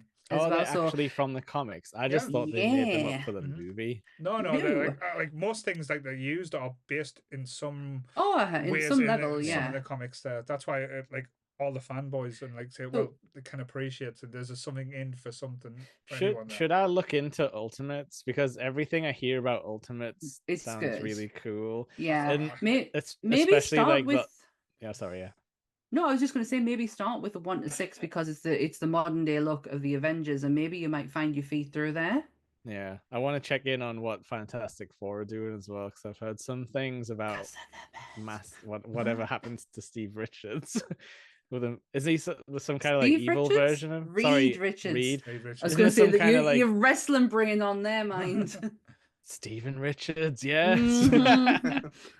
I think with Yeah, the sorry. Ultimates though, because that's a lot of the Marvel stuff, especially we've seen or since like in essence lends a lot of stuff from the Ultimates comics. Like if you Yeah. go back to Civil War, that like started like in certain Ultimates, like Spider-Man is quite like bits have taken from there as well. Yeah, so I have a reading list for people going forward, and it is going to clash with a lot of movies that are coming out, but I thought it might be what? What's the matter with Lee? What's What are you going on? doing?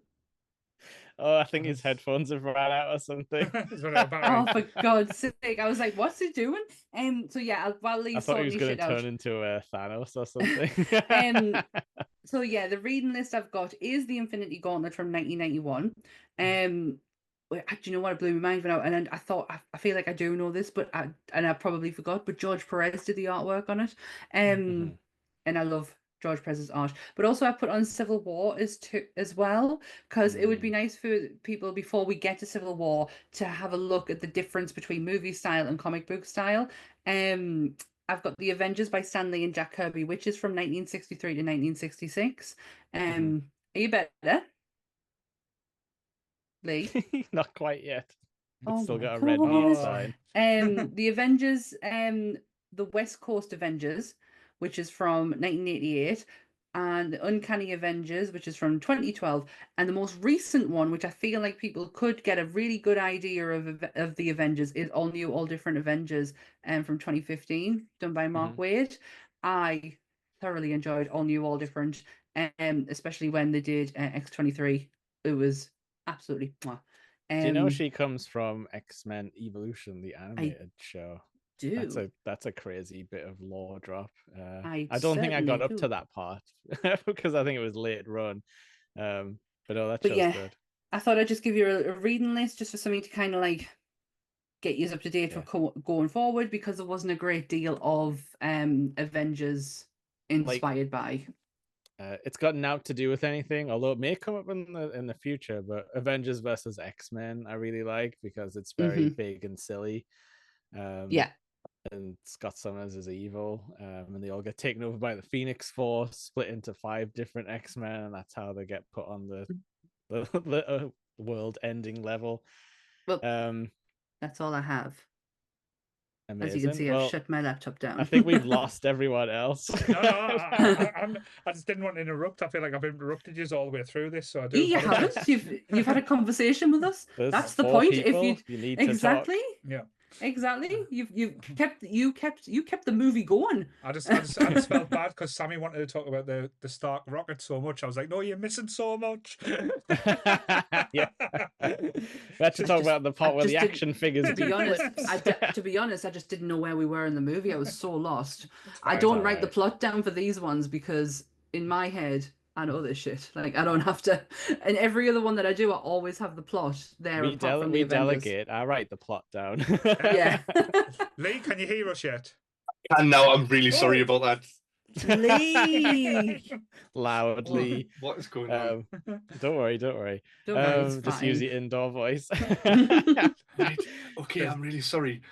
I've had meetings. I've been in meetings all day, and I've used my headphones all day, and Don't done worry. a podcast immediately after. Okay, it's fine. My Bluetooth always drops out anyway. To be fair, I was hoping that you weren't going to talk, and I was just going to see your mouth moves, and I was going to do a voiceover for you in the edit. My name is Lee. Let's quickly, just to end this off, do just like around everyone, like, do you like this movie? Do you think it holds up in 2025 based on everything we've seen? I'll go first and say yes. I think this is a really good standalone movie. Yeah. If you just want to stick something on, it is linked to other stuff, but it stands on its own. Yeah. Like just as good as like sort of any of the origin ones. You can also just pretend nothing happens after this if that's everything just worked out fine. Okay, it's good. Yeah, we all just went home. I loved it, but yeah. Lee, do you want to final thoughts? Right, I've turned my volume down. Is that a bit better? Yeah, it's fine. Yeah. Right. Okay. When I first saw this at the cinema, I was like, "Oh my god, this is the best movie ever." But after seeing Endgame and Infinity War and going back, now it's like this seems really tame. Do you think? And it's a good movie. It's a really good film, but it's just there's so many better Marvel movies that have came out since. It is Okay. very localized, as in it's not like a world hopping, like globetrotting universe hopping adventure and stuff like that. Like it's Yeah. only got like sort of two main areas that they hang out in for the whole Mm-hmm. movie. Not long after this was Captain America: Winter Soldier, and I think even Well, that we have two more absolutely blew movies. this away. We have 2 movies before that. It's Mhm. coming into a dark time. Literally. Literally. For Oh, one of no. them. Yes, it's going to Yeah, happen. Paul, what final thoughts?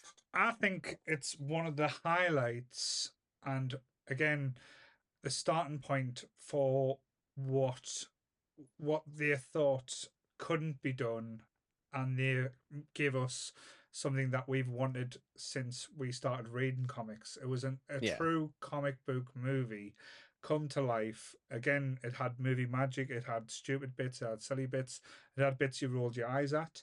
But I say it's one of the highlights in the Marvel universe, and up there with the likes of the top brass, which again, what people regard as like Captain America, Winter Soldier, Infinity War, Endgame. This is up there with the top class of them, and Guardians of the Galaxy as well. I'll put them in the same league as this movie. I'm kind of like reserving it, but right now Avengers is like number 1 with the bullet. But I'm interested to see how I'm gonna feel about like those big guys again, like on a proper like deep dive rewatch. But Sammy, how do you feel like Exactly Marvel's The Avengers Studios Assemble? There's so many names. Yeah, I mirror what everyone said. I love this movie as a standalone movie. I could literally watch it. I mean, I think I put this on in the background because of when you guys came over, just because it's so easy. It's easy going. There's nothing, it's a switch. It's kind of like just a switch your brain off kind of movie. But Lee's right. The goalposts have changed later on, like it gets much bigger and better, which is what you want. To be honest, is what you want, but it doesn't take away from. I genuinely like this movie. I wonder if that's why 2 doesn't hit as well, because it only expands the cast by like a couple of superpowers. Maybe I've got some mixed emotions on Ultron, and I'm really looking forward to us to be able to get into it in not a negative light at all. Like there is some there is some parts of it where it does eke me a bit, but there's some of it that's really positive. So I'm looking forward to that. I think some of the movies that disappoint me down the line suffer from like change in comic book stuff too much, whereas I'm expecting one thing and then I get something weird on screen. For me, this was like this Avengers, the first movie, felt like, oh, this is what I wanted to see all these guys doing from the comics. Like it was just all good. I think with certain Marvel movies, like up to a point, they were just saying, let's make this movie and see if anything happens afterwards, great. When it got to Age of Ultron, it was like, right, we have to make this movie, but it's got to lead in so many different ways. And that was kind of like the falling point. It was like, right, we're going to put so many different story arcs to lead off in different directions. We're going to give Thor a different direction. We're going to give this character a certain idea so that it moves on to this. That's where the film on it wasn't trying to like keep it as a self-contained movie like the Avengers. This is a straightforward story. You go from A and B. Yes, they give you a stinger at the end. Oh, there's going to be something else coming. But if it ended there, you would have been happy with the ending. Yeah. With Age of Ultron, you would have been, oh, if this is the last thing to do, I've got too many questions left open. And absolutely. And it's simultaneously had threads leading into it, but then missed some because like Guardians came out just before Ultron, and they don't show up. And like what I'm thinking is like Avengers should be like the culmination. It should be like the season finale of the phase where everybody shows up, like from the previous ones. So I think they got themselves stuck by doing too many movies again, which we've seen them having a downfall of. There's way too many unanswered things now where I think we'll probably never get answers to them. Like, Harry Styles, what are you doing here? Oh, it's me, Glimbo, Thanos' brother. That's not going to come up again, is it? No. You don't know. Well, not now because the Eternals has been completely scrapped from the boards apparently, but probably never. Apart from the persisted and decided to go into what if for a little bit. Just to piss me off again. Secret Wars, that's the reset button. That's what we wait and see. I promise you now. We've got some things to get up to before we get to there. So, shall we wrap this bad boy up? Yeah, definitely. Hey. I can't remember what we decided was the sign off. I don't know. I can't remember anymore. I do. I've remembered now. But anyway, I'm Jake from Nerdy Up North. We have Paul and Sammy here, and Lee. We're all part of the Nerdy Up North YouTube channel. You can see shows and web series about wrestling, all your favorite silly characters, classic movies, even nerdy historian shit. Horrors, historian shit. Wow. And monsters. But is there anything anyone wants to plug, like specifically, that they're excited about coming soon? No. It's so early with monsters. We've only just come back, but our first episode of 2025 is now available. You can catch it on the Nerdy Up North YouTube channel, or you can catch it on anywhere you get your podcast from. Also, we just really did a really good Superman episode. Incredibly proud of that episode. Please go and see it, listen to it, watch it. It was amazing, absolutely amazing, game changer, life changer. Loved it. Lee, I heard you've got a new format in the works. Yeah, soon. The last Tuesday of this month, you'll be able to see the first episode of our Top Grumps battle, where me and Chris are going to be playing Top Grumps with the cards that we've made. I feel that you have fucked yourselves royally on this one. It's going to be Hitchcock and Scully versus Gizmo. Yeah. I hope you've got something to do with this, Paul. I hope you. I'm cleaning my hands with this mess. Don't worry about it. Right. But new theme song, new everything. Check that one out when it hits the YouTube page. Yeah, AI, Lee, disappointed in you. You should be singing that, not getting some AI robot to sing it for you. He can sing it later. Oh He just has to listen to this broke version. the illusion. It's my voice. I don't know what you're talking about. It's not. He's using Ultron. That's the problem. Oh no, he's gonna put a shield around Nerdy Up North. Kill us all. It's been cracked open wide. Wakanda is broken. Wakanda. Paul, do you want to say anything, or are you just gonna say you quit again? So, what was it? I think. What was the last date? 20 something of December. Like, watch out. That'll be it. That's the end date. End days. It's the 14th of January. But Paul signed his own death sentence and said he would come on Thor: The Dark World. Yeah, I am happy with that one. I will stand for we'll that. see you next month. Yeah. It's got some really good moments. We'll see. Come on. It's just overall, it's just a bad villain. We'll see. We'll see. I think it's an interesting film. I think there's a lot of fun elements to it. There's a lot of things I like about it. There's I think you get a bit more development from Chris Helmsworth. I think he's not a joke. He's not like an idiot that he's been for a lot of the things since then, because he has this growth. Then they go backwards for a lot. But again, tell you what I will do. I'm going to give some spoilers for the next year.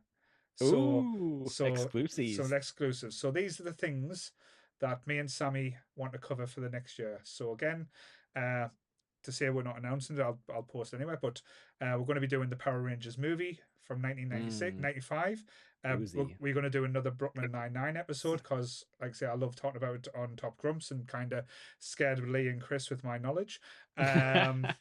Stephen King's It. We're going to do a book review. We're going to do book review. Yeah, we're going to do Stranger Things in the near the end of the year when the last season comes out. When it drops, if it drops out. Predator 2, Silence of the Lambs, the Toy Story franchise, Logan, The Golden Child, Clue the movie, Poltergeist 2, Lethal Weapon, Blade Runner, Young Guns, and Tombstone. That's on my list of things I want to get out the way this year. That's a big list. It's a big list. Fun, though. It's doable. We're going to have a lot of fun. That's not even touching the classic side of Nerdy Up North, because we've gone classy. Yes. Yeah, I saw black and white movies, people shouting, projecting their voice to the back of the stage. Because it's theatre. The next one's going to be interesting because nobody will have seen the movie. We're doing Horse Feathers. Is it Horse Feathers that we're doing? Yes. Yeah. How are you picking these, by the way? Sam picks one, I pick one. I'm out of my depth, but like, are these just ones you've seen before, or are you picking it Yeah. because of the actor? In it, No, or- well, initially, kind of Mhm. because of the stuff we wanted to do with Marilyn. Yeah, Initially, but now we're kind of going. I Mhm. pick one, he picks one.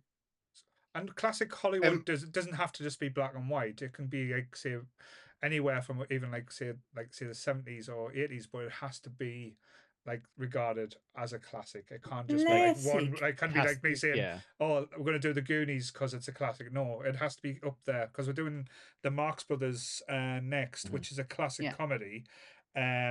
Again, the humor is very different to what it is now. There's a lot of jokes that probably wouldn't fly these days, but it is a masterclass in practical humor. Now we've seen Mhm. Yeah. practical effects. This is very slapstick. When you see Harpo and Zeppo playing, because yes, that's the names. There's Groucho, Harpo, Zeppo, and I can't remember the fourth I one. have Yeah. have learned a lot about these guys over the Yeah. last few days. You now know because what The I'm Simpsons is always referencing. Yeah. yeah, I've So- not I don't know them personally, like as in they're not in my kind of thingy. They're more him, but yeah, But or him. like I said, like, these are where, like back in the day, where if you were an actor or a performer, you were acting, you were singing, you were dancing, you played an instrument, you could do everything. And if you watch YouTube videos now, just type in Marx Brothers play the piano and see how they play the piano. It is such a unique way. You've never seen performers like this, like how they perform together, and it's so on the nose and entertaining. And again, it's just practical humor. That's probably the best way Yeah. to say it. You get like practical a skill set Physical that's com- not physical even comedy. worked on Yeah. today by exactly. Yeah. anyone. I'm not going to look that up on YouTube because I'm going to wait for Paul to post it on the Nerdy Not social. I can't. can't. It's one of those I can't. things where anything I've posted about the Marx Brothers before, it's been taken down. The Okay. Generation X. Yeah. So these episodes, are these like scattered through the year Once that every. you've like mentioned? Oh, they're Yeah, going to once be. every- Yeah, we haven't got an exact time scale. We're going to. I'm just wondering how far away Tombstone is, so I know how long I've got to grow my mustache out. We'll give you notice. You just start now. Tell us when, and we'll see where we're at. Yeah, Lee, you've got some right goal to ask about, like, oh, when's this going to be scheduled? When you know fine well you're going to forget it. Yeah. If anyone does tell you. the only Maybe one if we that- tell sorry, I was going to say maybe if we tell Bex, he'll show up for it. Yeah. the only one we've got penciled in is March, is the Stephen King one, because that's given us time to actually read the book. We have to read. We've Yeah. had to set a limit on like it has to be read by this date. Yes, I So- heard there was a challenge enforced. Yeah. But I think And we if did you it don't- ourselves. Nobody thought like it wasn't like you have No, to if do it you- by this time. He if you just miss said the deadline, Pennywise shows up at your No. house. I think it's brilliant because it gets me to actually do it because I Yeah. set myself a challenge for The Shine and I was like, I am going to have this book finished because it has sat on my shelf since 2015. It's going to And I was collapse like, the house if you don't move it I know. around, you know? I was like, it's going to have to be read. And I literally finished 2 hours before we went live. And I was like, he was like, do you want to do it? And I was like, absolutely. But let's make it interesting. If you give us till March, I'll have the book read. Because it's a And then massive you can book. talk about that scene. Yes. That book's been sat on my bedside table for about 2 years. Get it read. It's You've actually, got a couple of months. I want the version that Lee's got. He's got the good cover version. Which one? It's I've better got than the maybe. crap one. Yeah. Mine's crap. He'll It's rip just it the- off and send it to you in the post. Mine's just that one. No, It's it's- terrible. He's got the one with the eyes in the sewer drain. It's- Yeah. Oh, I like that one. Yes. Right, let's Right. wrap this Wrap sucker this up, because Sammy. yep. Yeah, I don't know how we end it. How do we end it? We Bye. go, let's fucking go on to Iron Man 3 next time. Yes, Iron Man 3. So bye everyone. Bye. Bye. Say bye. Let's fucking go. Bye. Let's fucking go.